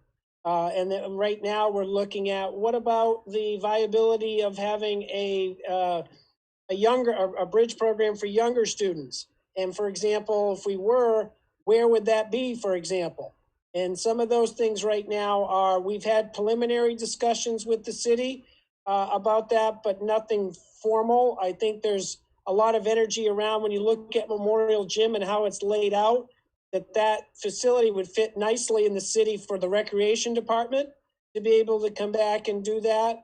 But when you look at Lafayette School or Willard School, you know, there might be some other needs for that as well, whether that's through the city or the school department, to be determined. You know, Matt, I'd like to weigh in for a second. That's a loaded conversation. As a Sorry. The communities, we told the community we were going to close a couple of buildings, which we haven't done yet because of construction ailments. Amy, you brought up the lower parking lot of I still call it the former junior high. That was the parking for the Memorial Gym too, which is going to be fascinating if there's ever a big event at the Memorial Gym. There's also the Anderson Learning Center in Springvale that I think the city would like to unload. We've got adult ed and the bridge in there. So where are they going to go? So yeah, that's a big discussion that the city will play a significant role in. Yeah, so Amy, you're already asking some great questions. Jumping right in. But there's another committee I think we got to put Amy on. Amy's gonna run out of time pretty quick. No, it's like you said, like Jonathan just said. That's a very deep conversation that we'll get into as we start having all the budget workshop meetings. So, but again, for the question for Amy and Paula, that's good information. It's a great question that we're going to have to dig into soon. Yep. Okay, so I'm going to make a motion to approve the 11/30/20 expenses and reconciliation as presented. Do I have a second? I'll second it. Second from Mr. Mapes. Any further discussion on it? No, I'll take the vote. Amy, how do you vote? Yes. Paula? Yes. John? Yes. Jonathan? Yes. And I vote yes as well. Thanks, Cheryl. Welcome. And now we'll move on to the next topic, the naming of the converted elementary school. Do you want to put some background on this, Mr. Nelson? Yeah, so I reported out from our core building committee back at the workshop that we held back in November that the the core building committee had a recommendation when it came to the naming of the converted elementary school. If you are aware, with our naming rights policy, ultimately it is the school committee's decision to accept a naming and handle that. But the recommendation from the core building committee would be that they'd like to see the converted elementary school be named after a person. That would be, and their reason for that is that would be consistent with the other two elementary schools in the city. You would have Carl J. Lamb School in the north and Margaret Chase Smith School in the south. So their recommendation would be to also have the converted elementary school be named after a person. And then they didn't have a recommendation in terms of who that person would be, but the core building committee also recommended that there be a process involved where there would be a opportunity for community involvement in terms of the process. So that's where we were in the workshop that I shared back in November. And so now with that backdrop, just looking at for some guidance and some direction for that. One of the concerns that that I had initially was the time frame for this, being told by the architect that they were looking for a decision by the end of December. Upon further investigation, that is not the case. Obviously, they do, when it comes to signs and things like that, they want to make sure that we're on time for that, but we do have some time right now. But that being said, it is something that we've got to get moving on if in fact that is going to be a process that we involve the community. So that's the backdrop. Hey, Matt, I got a quick question. What is the process to come up with the name, and who is going to be on? Is there going to be a subcommittee? Yeah, right now I'm hoping to get some direction and some guidance this evening from the school committee and how we want to be able to proceed with this for it, so I can get moving on it and put it in action. So the naming, so are you looking for us to say yes or no on that the building will be named after a person, or are we just saying yes or no that we're going to have a name for the building? I don't think... Because I guess my concern, I would not want to get locked in to saying yes tonight that we will name this after a person.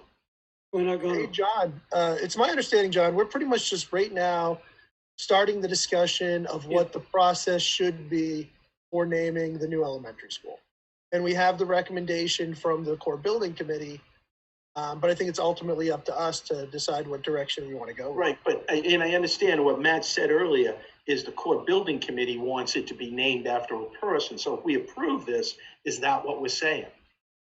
No. Not think it has to be necessarily. Conversation. Okay.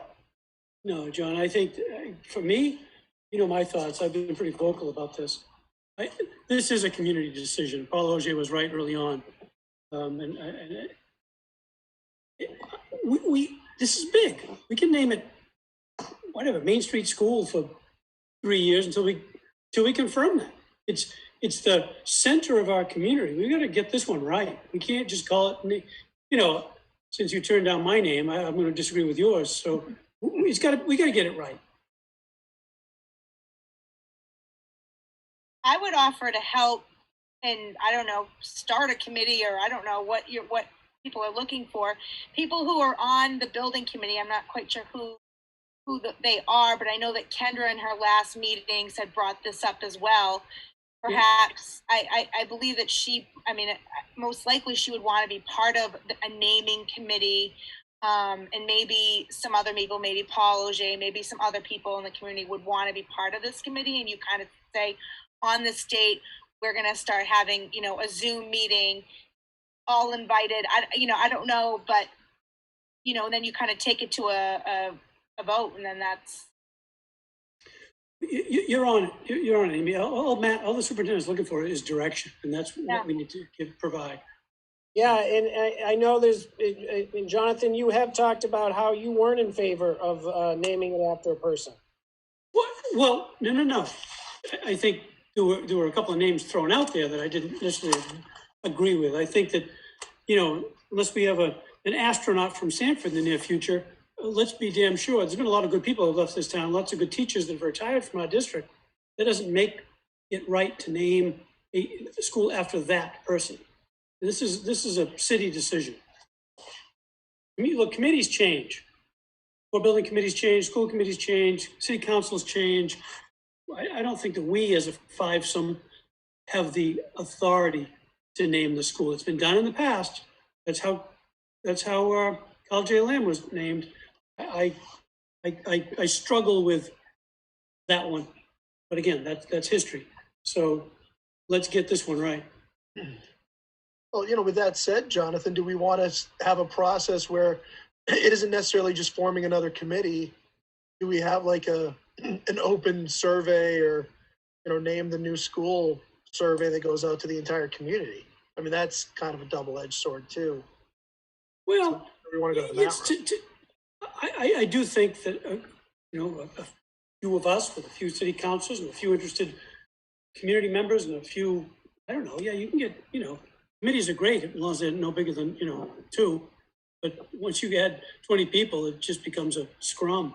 So let's do our best to get folks that are generally interested for the better interest of the community. And we'll come up with a name of the school. But I don't think we have to rush to it. That's all. We need to get it right. Yeah, say Matt, with that, do we have like an actual timeline here? Like, when do they definitely need a name by?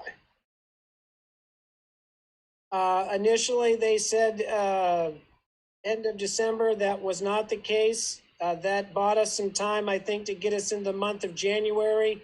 I would say that Jonathan's right. A lot of what we're talking about now would be the sign that goes on the side of the building and the sign that goes out front. That's where those things would have to be ordered and put in to be able to do that. Does it mean we could put something in there and then change it and not feel like we're tied into a timeline? I don't know. I guess that would be for the school committee to decide. The timeline I've been working with would be end of January, beginning of February, up to where the school vacation would be where I think they'd want to have. I think the contractor and the architect would be looking at some direction. I understand that, but I hate to have the architect and the contractor telling us what to do on the name of a school. I would we got Carl J. Lamb, we got Margaret Chase Smith. We just call this one the other one for a while. Nice. I like the idea of doing like the committee. We get a couple of school committee members, a couple of city councilors, a few concerned citizens. Paul Auger is probably an excellent recommendation if he's willing. Exactly. I agree with that too, Don. That's why I don't think we need to rush on this at all. So my sense would be maybe putting a committee together that would basically maybe come up with an opportunity to get input from the community rather than have that be a wide net. That might give it some parameters to get the community feedback that can be used to help guide the committee down there. That's just a suggestion. That's a good one. You can't just throw a wide net out there because then you'll get recommendations like, schooly, mixed school, elementary, that kind of stuff. So you kind of need to focus it. So narrow it down to like 3 to 5 and then put it back out to the community for like a final. Right. No, wouldn't it be great if we could get it on let's say we put it on the ballot, whether they can have the June referendum type thing, but I don't know the legalities of that. It sounds like if it's on the ballot, it would be legally binding. I don't know if we want anything that's legally binding, Jonathan. Once you name it, you're not going to change it anyway. I was looking online, I was goofing around. I saw a school named Totally Kids. I thought that was great. Nice. So with that said, Amy, you expressed some interest in being part of a subcommittee. Do we have another school committee member that would like to be part of this? I will, but but again, who said that? Me, Paula. Me. Paula, we'll name it me. Yeah, sure. Yeah, so why don't we go with that, Matt? Why don't we, do I need to make an official motion for this, or is this kind of just some guidance? It's just guidance. Guidance. I would say we take Amy and Paula on the subcommittee from our side, reach out to the city council and see who's interested there. And then I don't know, what do you guys think about maybe a few concerned citizens? Do we want to pull somebody from the building committee in as well? That would be a good place for Kendra if she's interested.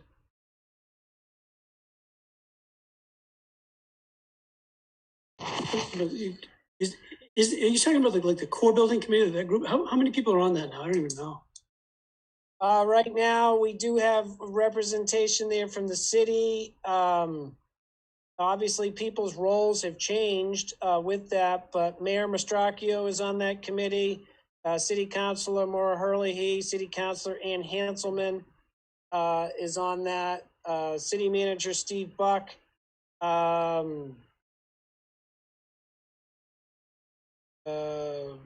Kendra. Then we also have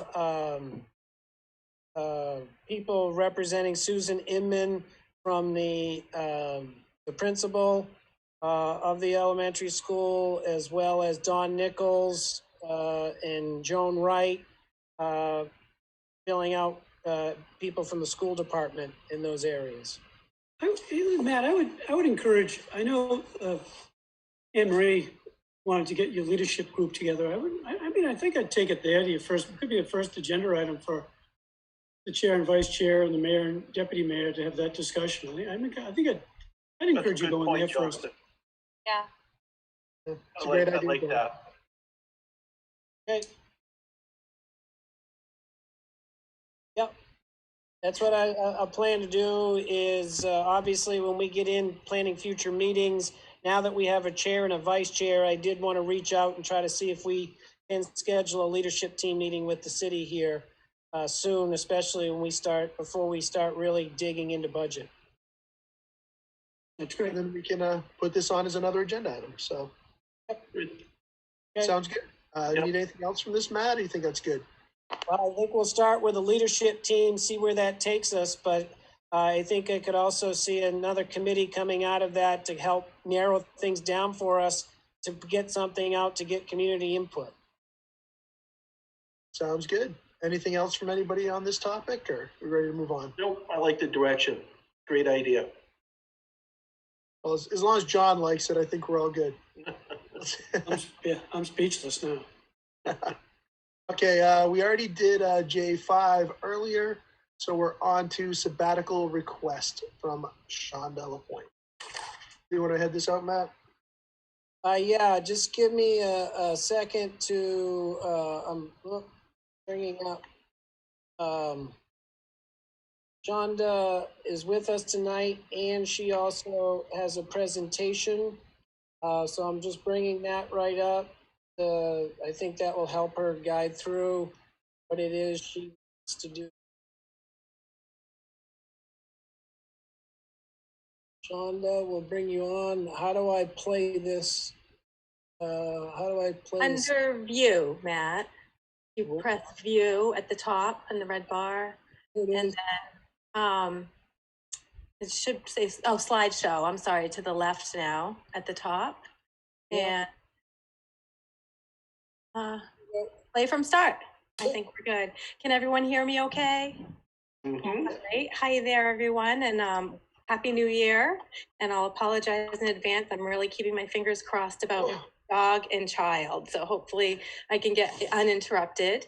For those of you who don't know me, I am the school nurse over at the Sanford Middle School. It's really interesting times, obviously, this year, but I've been with the school department at different schools for about 7 years. And so the next slide. Thanks, Matt.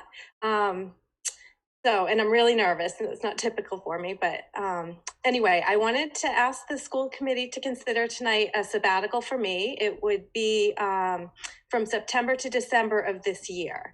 It would require a long-term sub for me to be out from September to December. Probably a little background. I might have put my slides in the wrong order now that I'm looking at it, but I am in school for nurse practitioner program, and we'll get there, but this will allow me to complete my clinical rotation. So in 2008, I kind of started I've been a registered nurse. I have another degree in social work. So it just felt like a natural evolution. And so I started taking a class at a time, and here I find myself ready for clinicals. The way it's structured in my program is that I would be normally taking coursework in conjunction with a clinical placement, and there are 4 different ones that I'll discuss. However, COVID kind of put the kibosh on that. So what I've been doing is taking all of the clinical classes because I can't get in, all of the course classes, because I can't get into the hospital setting right now, or the primary care offices. As we know, that's been altered because of the pandemic. So in September, actually at the end of June, I'm going to find myself with nothing else to do besides get these clinicals done.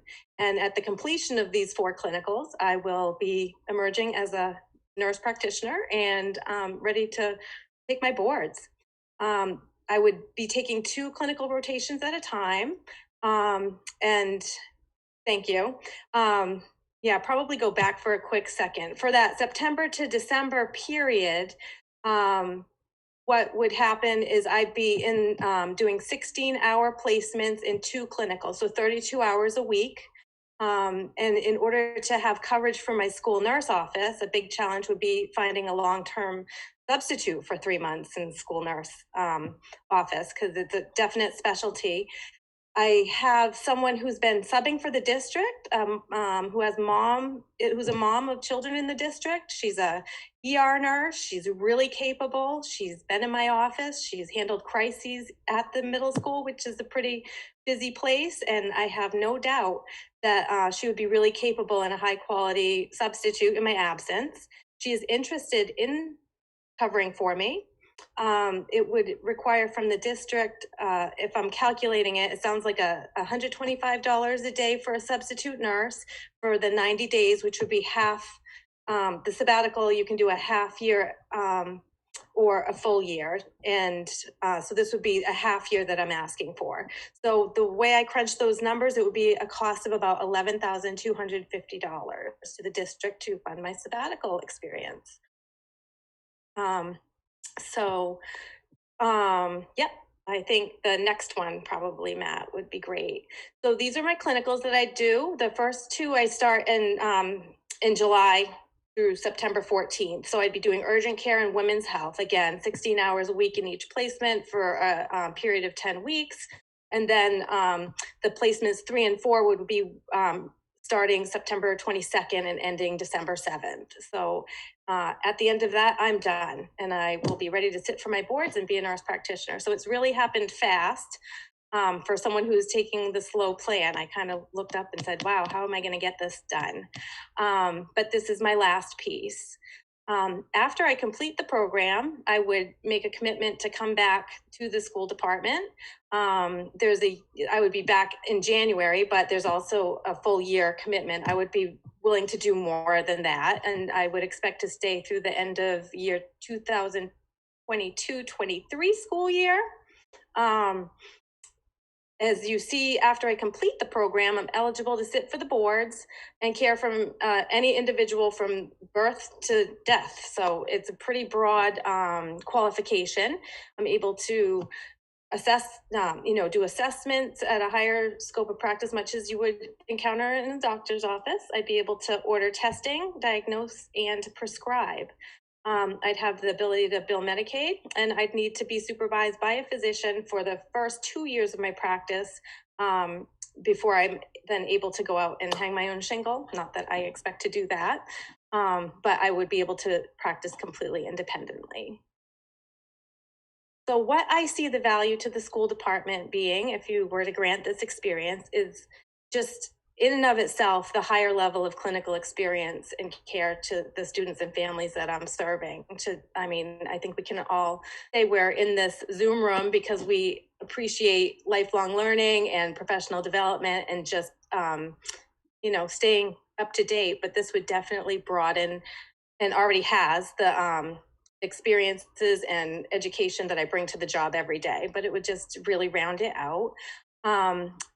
There are definitely some applications that, could be opportunities as my practice increased.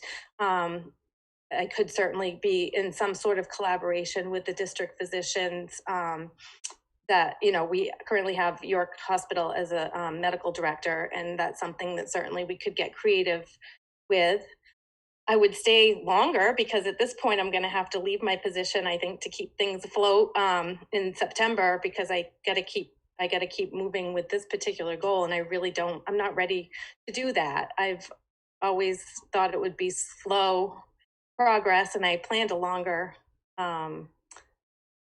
time to get it done. It's just kind of happened that I'm looking up and here we are. But I would absolutely commit to staying through year 2022-23. And if there were any opportunities that you could see that came up for my broader scope of practice, or collaborating, and I don't want to kind of overthink things, but you know, a school-based health center or that sort of thing, I would certainly be open to that possibility. I have a son in Sanford School Department, and I am committed to that as my first priority. So I'm not going anywhere from Sanford. And I feel like it's a small investment to provide value to the school committee. When I look at the big numbers in your budget, I know it's still a tight budget year, but a relatively small amount, I think. And I think I can return the value in that in any way that you would ask me to do so. But certainly in my experience. Obviously, there's personal benefits, and it helps me realize this goal in a more like financially comfortable way, because I have 2 other degrees, and there's an opportunity cost to that, and it's pretty hard to emerge with a ton of debt. So I'm really committed this time to doing it carefully and not coming out behind, and at least coming out even. It enables me to achieve my highest and best. I can't tell you how frustrating sometimes when you know more than your qualifications allow you to perform. So I just kind of want to get there. And I think in any shape or form, I'm going to be continuing to serve this community that I've grown up in and provide actionable change for the students and families in my role as a school nurse and any future roles that the nurse practitioner may bring. But I don't expect to be going anywhere. So, and here I have, I was humbled to get a lovely recommendation and endorsement from our current medical director, Eric Fogg.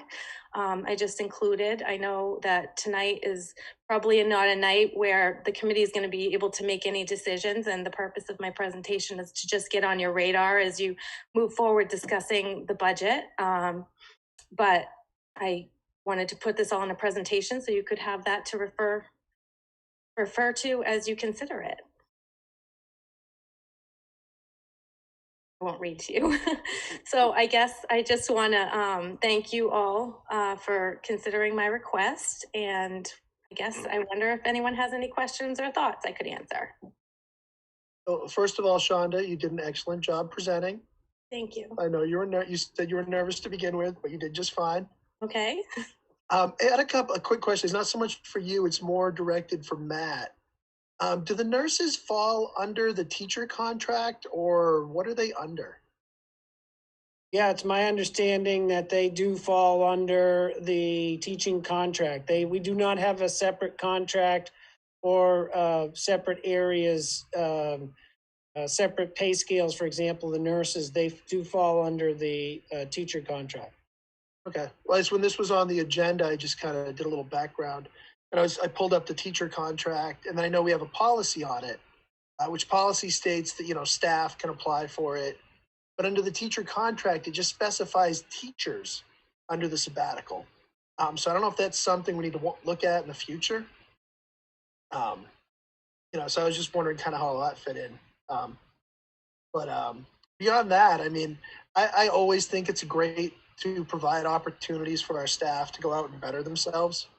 What's tough this year, Shonda, and you kind of pointed out when you were talking, it's a tough budget year.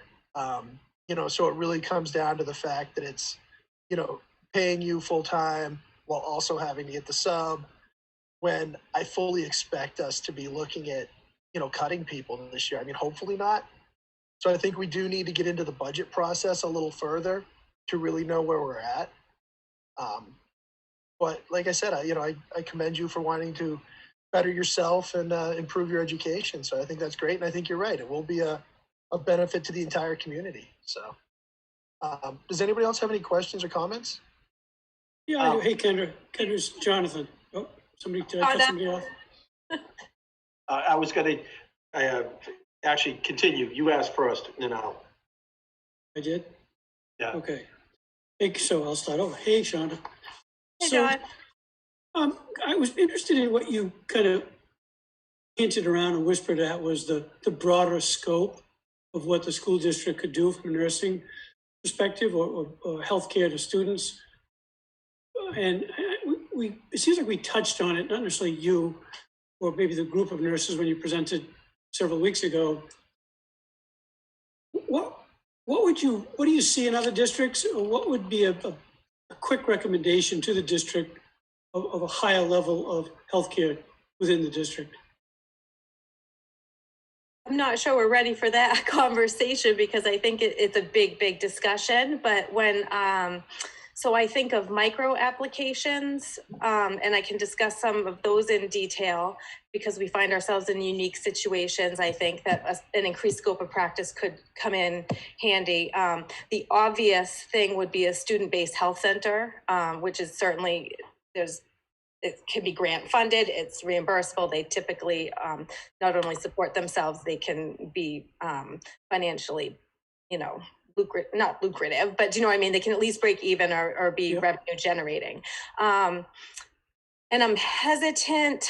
I mean, it would really require some discussion with the medical directors, would really need to be that district supervision. So again, I don't want to just assume that that's something they're gangbusters and ready to go for. But I think certain situations, think about the, not necessarily in the school nurse role, because I think that we have to be really careful with boundaries. And but think about the application for the staff health, as we talk about staff being a challenge right now. That is really what is facing us as far as keeping the schools open when we don't have enough staff to run them and not enough subs. So how could we maintain that if you had a district provider within the district that could play a role in ordering testing, because part of that is like, hey, I can't get a test at Walgreens, I have to go to the walk-in. Imagine having something like that might be built in. For example, this year, we could creatively respond to problems that would require some of that. And that is really, to be clear, not to overstep anything that the district physician could be providing, but there are niches. There are times I think of children, I don't know if you know about the severe shortage of behavioral health providers and psychiatrists and psychiatric mental health practitioners. And so we find our kids, if they miss an appointment, for example, and it's their second appointment for whatever reason, transportation fell through, we find kids waiting to be bridged through to medication appointments and with no one to prescribe for up to 6 months right now, waiting for an initial provider appointment. So, health is at the basis of all of our students' needs. And it's really, when you look at a hierarchy of needs, if you don't have health, these kids can't learn. So if you look at it foundationally, there are certainly case by case situations that having someone with that scope of practice could address and solve creatively. So it really is kind of whatever you would envision. I'd be quite interested in getting creative and talking about that. But I feel, and then I would be Medicaid billable. That's the other thing. I think we are at nursing rates, but I feel that at some point that's a worthy question when you consider that. Well, thank you. I'm curious. And I hope that wasn't too long. Did that answer your question? Well, I only understood half of it, but it was really good. Oh, okay. You probably gave John. No, Sean, I'm just being funny. No, thank you. No, it was good. Thank you. John, I just had a real quick question. With your clinicals that you're signing up for and what Dawn had mentioned for the budget purposes, what is your drop dead date that you need to sign up for these? That's a great question. Well, fortunately in the school schedule, I have my summer, so I can commit to my first 2. So if I knew by April, it would help me plan. Is that a reasonable time frame? Okay. We'll be well deep into the budget by then, probably done. So no, that's thank you. That's what I needed to know. Okay. I know that I definitely want to applaud you, Shonda, for doing this, because I think that, as you know, I'm a nurse. So, in Massachusetts, and I'd be really curious. I haven't, looked at it, and I don't know if you know, but I know that it's becoming the newer trend, kind of like back in the day, LPNs used to be the nurses in the schools, and now it's more bachelor degree nurses that are the nurses that are representing the kids in the schools and taking care of them. And I think that we will in the future be required, or we should be required in the state level to have nurse practitioners. And I think that we would be kind of ahead of ourselves greatly. Like, I think it would be a positive thing for Sanford to kind of be like, you know what, we really do need a nurse practitioner, because the medical needs, but also the mental health needs are really great. And I think that it would honestly would really make Sanford kind of like, other communities would be looking at us saying, you know what, Sanford has a nurse practitioner that's kind of their leadership for all of the nurses throughout the school, helping guide policies and kind of helping with the kids that are not getting to the doctor's appointments. And I know that there's other communities in the nation that are doing it, but I do think that we have an opportunity, I guess, to kind of move forward with that. You know, I think I applaud you for doing it. Thanks. Hey, Amy, that's really interesting. That brings up another question for me. So are you talking about a model where we would have a nurse practitioner that would be in the school district as part of our nurse staff that could then like bounce around between schools and actually give kids physicals and that kind of stuff? I think the opportunity is endless. I think it's a positive thing. I know that in one of the schools I'm thinking about in Massachusetts, that is essentially what one does. This is just me part of one conversation, so I don't want anybody to quote me, but you know, there's so much that a school nurse has to do, and I've subbed a few times, and I'm like mesmerized of how much they are, you know, not applauded, because I think people really don't understand, you know, when you're seeing 70 to 100 kids line up at your door and you're having a chart on all those, and we are licensed. Sean is licensed. That's all fall under her, you know, and all the other school nurses that, yeah, it'll be interesting where the state ends up going. Do you know any, Paula, I'm looking at Paula, but I mean you, Shonda, do you know of other nurse practitioners or schools that are using?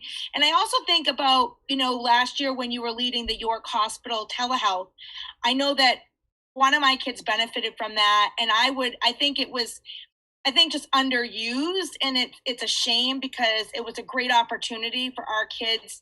You know, if my kid's coming in saying, I have a really sore throat, you're like, looks like, smells like strep throat, it saves me from having to run and go all over Tarnation to just get a strep test when you could have done it, or when you did do it for me. I agree. The lost learning time. So in that model, what I, as the school nurse, did was connect to a provider that would be at the level I will emerge from after my education is complete. And so, you know, and I talk about the, you know, like, so I mean, I can look in an ear and I can tell you, based on my clinical knowledge, that is an ear infection, that needs amoxicillin, that, you know, but at this point, I have to send that kid. It's a lost day for learning. It's a lost day for the parent from work.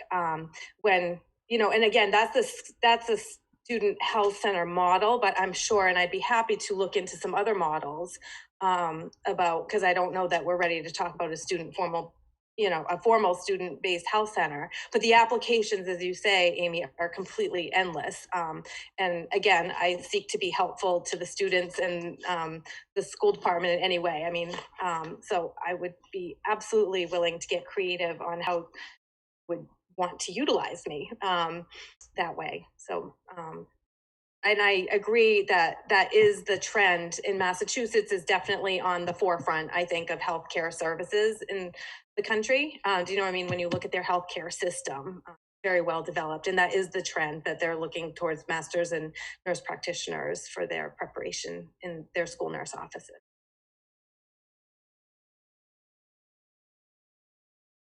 Excellent. Anything from anybody else? Well, with that, thanks for your time, Shonda. Thanks for giving us kind of the timeline like John asked. I'm glad John asked that. And we will let you know, I guess.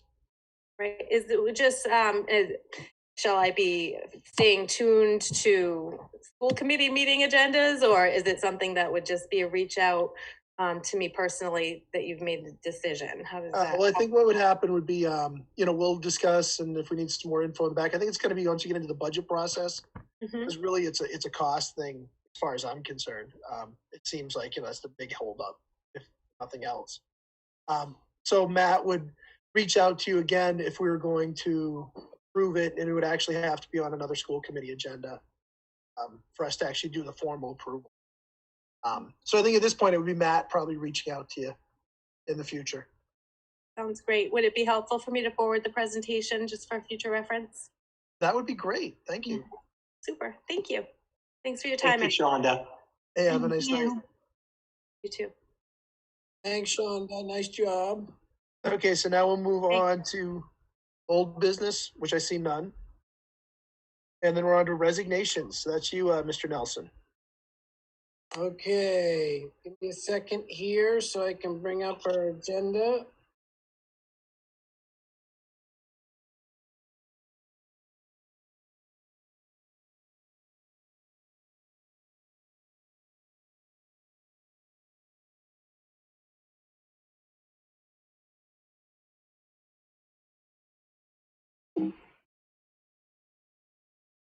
Okay, resignations. I have a few to announce. Molly Brown at SRTC withdrawn her resignation. Lindsay Morton, a grade 1 teacher at Margaret Chase Smith. We've already advertised for that position. Hers will be effective, hopefully getting us a replacement sooner, but also looking up to at least February school vacation. Andrea Pay is the 1-year administrative assistant at the middle school, and one of our K-5 assistant literacy coaches in a stipend position, Shelley Wilbar, will resign. Yeah, well, as always, we thank them for their time and wish them the best. Staff appointments. Yeah, I have a special education Ed Tech 2 at Carl J. Lamb. Starting today, that would be Lee Rowe. That is our Ed Tech replacement position at Carl J. Lamb. Okay, and then staff transfers. Yeah, we're transferring one of our 40-hour custodial subs that we hired for the COVID piece. We're moving Paul from that position to a second shift custodian position at Sanford Middle School to cover a recent retirement. And we did able to move Paul in there to help him get acclimated over the school vacation. Excellent. See no staff nominations. So then we'll move on to policies with Steve. Okay. I have a policy for first reading tonight. This is an existing policy and it has to do with our LAU plan. Our LAU plan is the plan that guides the work that we do with our ELL students.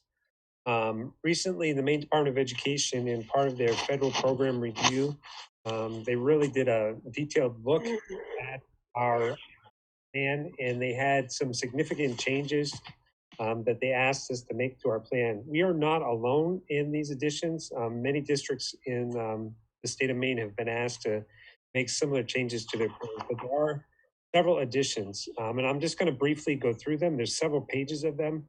If you have any questions, I'll take them in at the end. The first addition at the very front of our policy, they asked us to add the legal foundation for our ESOL program. The services that we provide to our EL students are law, and they're based in the Civil Rights Law, the Equal Education Opportunity Act, the Every Student Succeed Act. They're based in law, and they want to make sure that we are following the law. So that's at the very front. We just added those references to those laws. The second piece they asked us to include in our policy was what are those criteria we use to identify our EL students, and what are the cut scores in which students can qualify. Third piece they asked us to include was information in regards to that annual assessment for ELL students that I talked about this morning, earlier this evening. With that, They also asked us to include a statement in regards to providing meaningful and equitable access to both academics and extracurricular programs. We need to make sure that we're providing equal opportunity. So just because a student is identified as an English learner, that does not mean that they can't be special education students. It doesn't mean that they can't be gifted and talented. It doesn't mean that they can't participate in our career and technical education programs. We just need to make sure that we're paying attention to that. We're making sure we're offering them the same opportunities.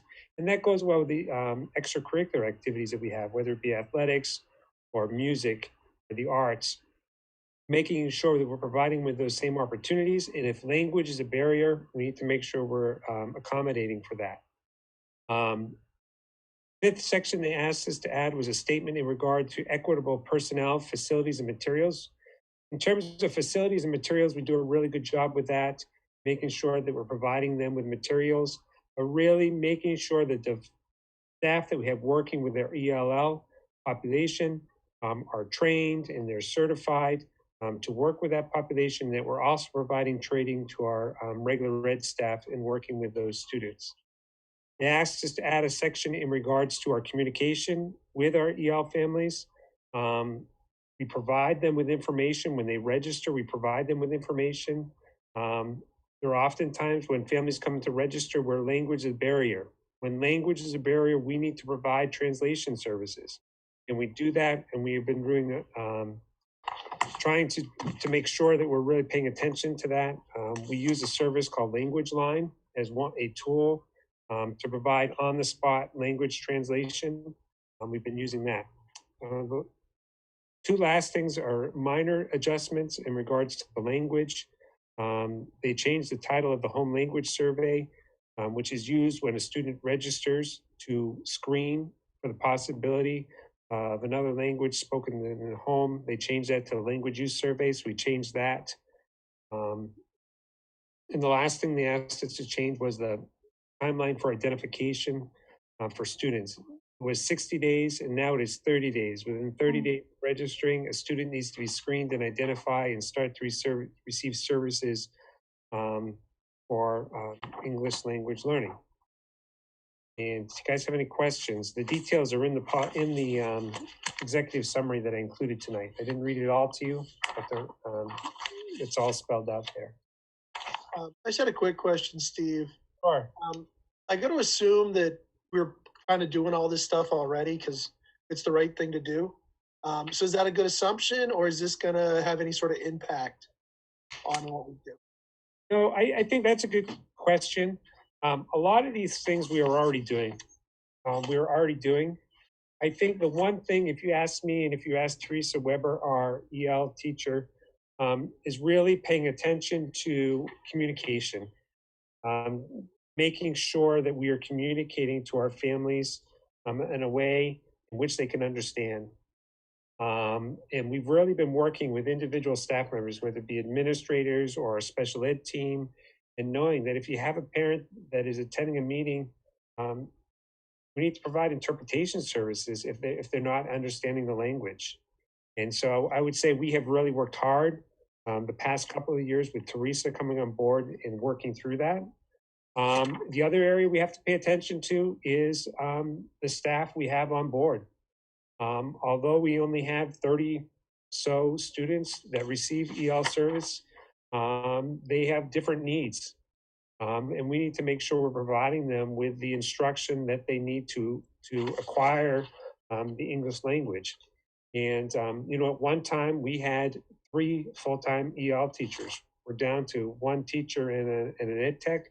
So I think that is just something we need to pay attention as we move forward with that. But other than that, our policy, we were following the law. They just wanted us to be more articulate with the language we had in our policy and to be for parents. Did that answer your question, Don? Oh, yeah, that was perfect. Thanks, Steve. Any other questions for anybody? Yeah, Don, Steve, the 60 to 30 days, it seems like a little bit of a push too, doesn't it? Well, you think about it. When a student enters our school system, if a student does not have language skills to access instruction. If we waited the 60 days, that could be a whole lot of instructional time that is missed. And so No, I agree with that, but do you have the personnel to get that done? Oh, currently, yes. Oh, sorry, John. Yeah, currently we do. We're able to meet that timeline currently. Okay, I'm good. Yeah. I was going to say it's fairly obvious if the student doesn't understand English as they come in. I would think you identify that pretty quickly. And the other thing I will say, and to throw in there, we never know what tomorrow will bring.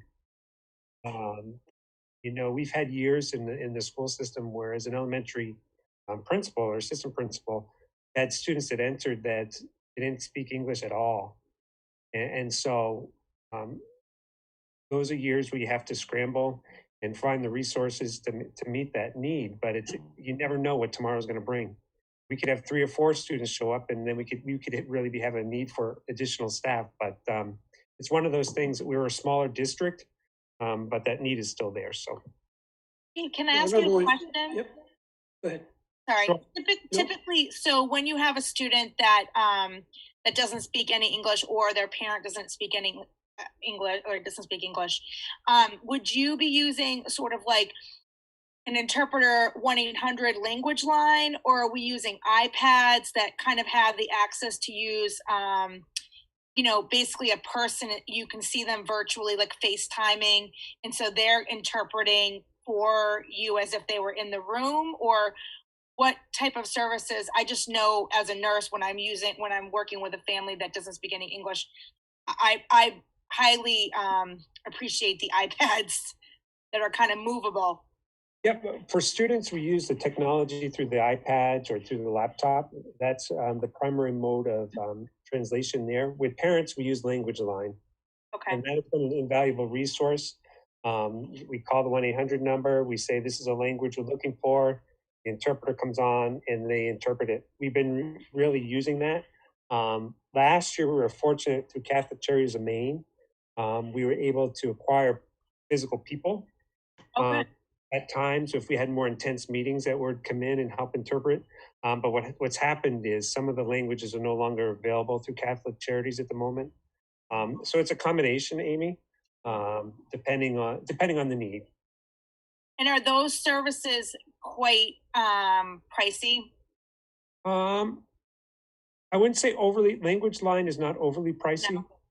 No. It's a cost per minute. But in the grand scheme of things, it's not overly pricey, and it's a law. Yeah. It's I think we got to remember it's a law, and so we got to make sure that we're doing that. So, and we have it in our budget, and we've been able to stay within our budget with that. Steve, I remember probably 3 years ago, I think director from Portland came on a similar program, and they had, and I don't think I'm too far off base, 60 different languages? I think even more now. Okay, all right. So I wasn't far off. So yeah, our Teresa Weber, our EL teacher currently, was in Lewiston, and she was sort of the person who will oversee new families coming into the area and help to get them acclimated to the school system. And so we have a fantastic resource in Teresa who's really helped move us. Good. Okay, I'm going to make a motion to accept the first reading of policy IHBEA-R as presented. Do I have a second? Second. Any further discussion? Okay, we'll take the vote then. Amy? Yes. Paula? Yes. John? Yes. Jonathan? yes. And I vote yes as well. Thanks, Steve. And now we have the second reading for the earned paid leave with Cheryl. Yeah, so this is a new law that got passed that was actually effective January 1st. It provides earned paid leave for employees that are not normally have any paid leave. So it affects mostly our substitutes, both our substitute teachers and for our substitute custodians. It's for non-unionized employees also, but our benefits actually do fall in line with this for our non-union people. So it's mostly just our people that would not normally have any benefits that is going to be the addition for us. It will allow them to get up to 40 hours of paid leave time that you can allow them to take. You have to allow them to take it at 1 hour intervals. And so we're going to put it as personal or sick time because those aren't, you don't cash those out at the end of when you leave. But if somebody leaves and then comes back, you have to give them that balance back. A lot of what we did is, this was all through Drummond. We designated July 1st as our start date to kind of make it easier in the future because all of our contracts end on July 1st or start on July 1st. It just makes it easier to handle these employees also the same way. Currently, our ADS system doesn't actually handle this, and who knows if they'll actually create a means to do that. So it might have to be done offline. So I'm going to create that as a way to do this. But they can carry over time into the next year, but you would never be at risk for more than 40 hours. So if they got 40 hours this year and they had 32 of it left, it rolls over in the next year and they only accrue another 8 to get them up to the 40 hours. People are eligible 120 calendar days after they start. It's calendar days, not work days, which was originally thought of, which we were hoping that's what it was, but it wasn't. I think I hit all the major items. Anybody have any? Yeah, I do. It's always. Yeah, sorry, Jonathan. It's always about cost, right, Charlotte? I mean, that's your life. So I'd be curious what, and for budgeting purposes, you could estimate, if you could look at, the last 2 school years, what would it have cost us in the last couple of years? It's hard to tell because how do you quantify it if they're going to take a day off or not? Because it's really only your substitutes, and usually our substitutes don't work as much as they're working currently. So it's hard to really tell how these people would get a day off. Because I would think you'd have to do it like they committed to, next week to be there on Monday and they can become sick and they're not going to be able to make it next Monday. That would be a sick day for them. That would be how they would end up using it. But I don't know of any other a way to really quantify it other than saying maybe a percentage of our subs would actually utilize it. That you're in essence getting a substitute for a substitute. Correct. Well, I thought, wouldn't it essentially just be the long-term substitutes? No. No. Subbing is in your plan, right? No. No, it's actually based off how many hours you work, and you can get up to 40 hours. So I think you have to look at substitute. Then you're working those hours to get the time, and then you'd be scheduled to go in, and you'd say, "Hey, I need to take next Wednesday off with the hours that I've accrued." Technically, yes. Cheryl, is it a use or lose, or do we pay it out if they don't use it? So I've actually, we're doing it so that it's either personal or sick time, which is not paid out at the end. Okay. Because I don't want to add that risk to us. Well, yeah, but I can see it in I'll say in my world, it has a real dollar value. To yours, yeah, I've been thinking that through. I wonder how it's really going to impact you. It may not. Right. I think where you're going to have it impact us slightly is, okay, you have a sub that comes in and they become ill halfway through the day. And so they're going to go home and now you got to find someone to take care of that, which could be either a chit or something where somebody comes in to fill in. That's where I think this could essentially kind of hit us with some dollars. I don't think it's going to be huge. And just, we're gonna most of the time do it as a chit too, wouldn't we?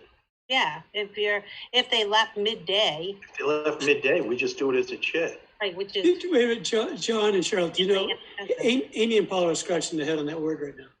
I was just gonna ask. They don't. Well, save it. It's real. It's real. We'll talk about it later. Yeah, a chit is when a teacher fills in for another teacher during a period, and they get extra money to do that, and it's called a chit. How it got that name, I have no idea. I have not been here long enough to figure that out. Well, it goes back. I think I heard Paul said a couple of words tonight. One was the other one recently was tarnation. So it kind of goes back with that.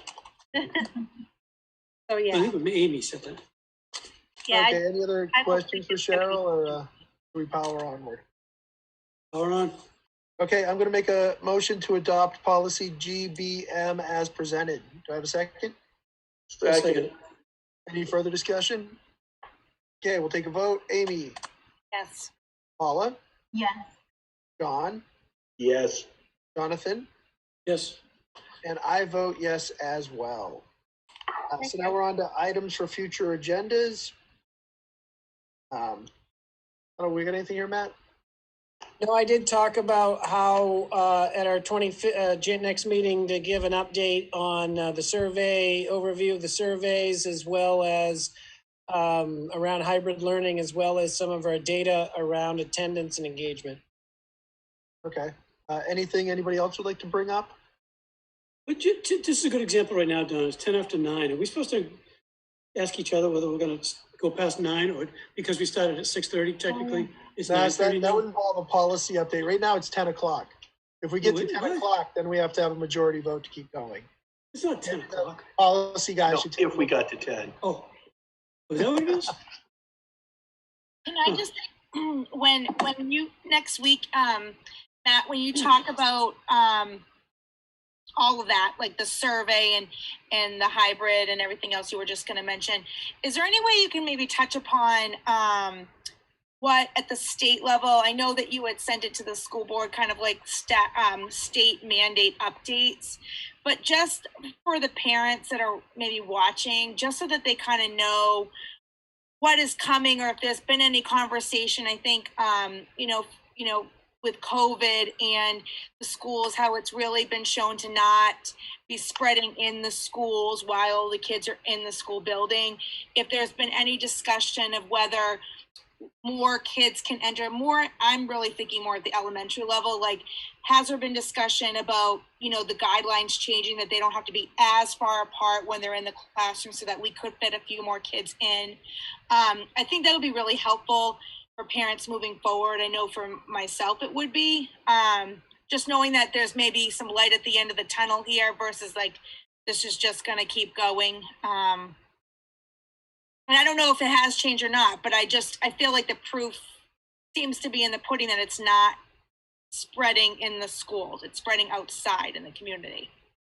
Yep, I'll see what we have available for information at that time, the latest and greatest, and share it. Yep, sure. Okay. Okay, so now we'll move on to calendar announcements. Try to wrap this up. We got a bunch of meetings coming up. We got the 25th will be a committee budget workshop before a regular meeting. So the budget workshop. Hey, Don, I'll waive the reading. But no, I was just going to say, we're going to try to be in person on the 25th. Oh, okay, that's good. That's the game plan right now. And then going through February, what we'll end up doing, and this is kind of more for Amy and Paula's benefit, we'll have budget meetings before the regular meetings. So they'll be at 4 o'clock. Then we'll have a regular meeting afterwards at 7. So pushed a little bit later. So those are kind of long days. And then pretty much every Wednesday, except for that week in the middle, I will also have budget workshops scheduled for 4 o'clock on those days. So February is kind of the really intense month as far as meetings go. And Don, I just want to add to John and Jonathan, I did receive word today about the mediation for and that is for Wednesday, January 27th at 8 a.m. Okay, where, Matt? It's going to be via Zoom. Via So- Zoom, okay. That'll be via Zoom. Any other calendar announcements, Matt? No, not off the top of my head, no. Okay, sounds good. I will, why don't we look for a motion to adjourn? So moved. Do I have a second? Yep. Okay, let's take a vote. Amy, Yes. Paula, Yes. Jonathan, Absolutely. John, Yes. and I'll vote yes as well. Thanks for the long day, everybody.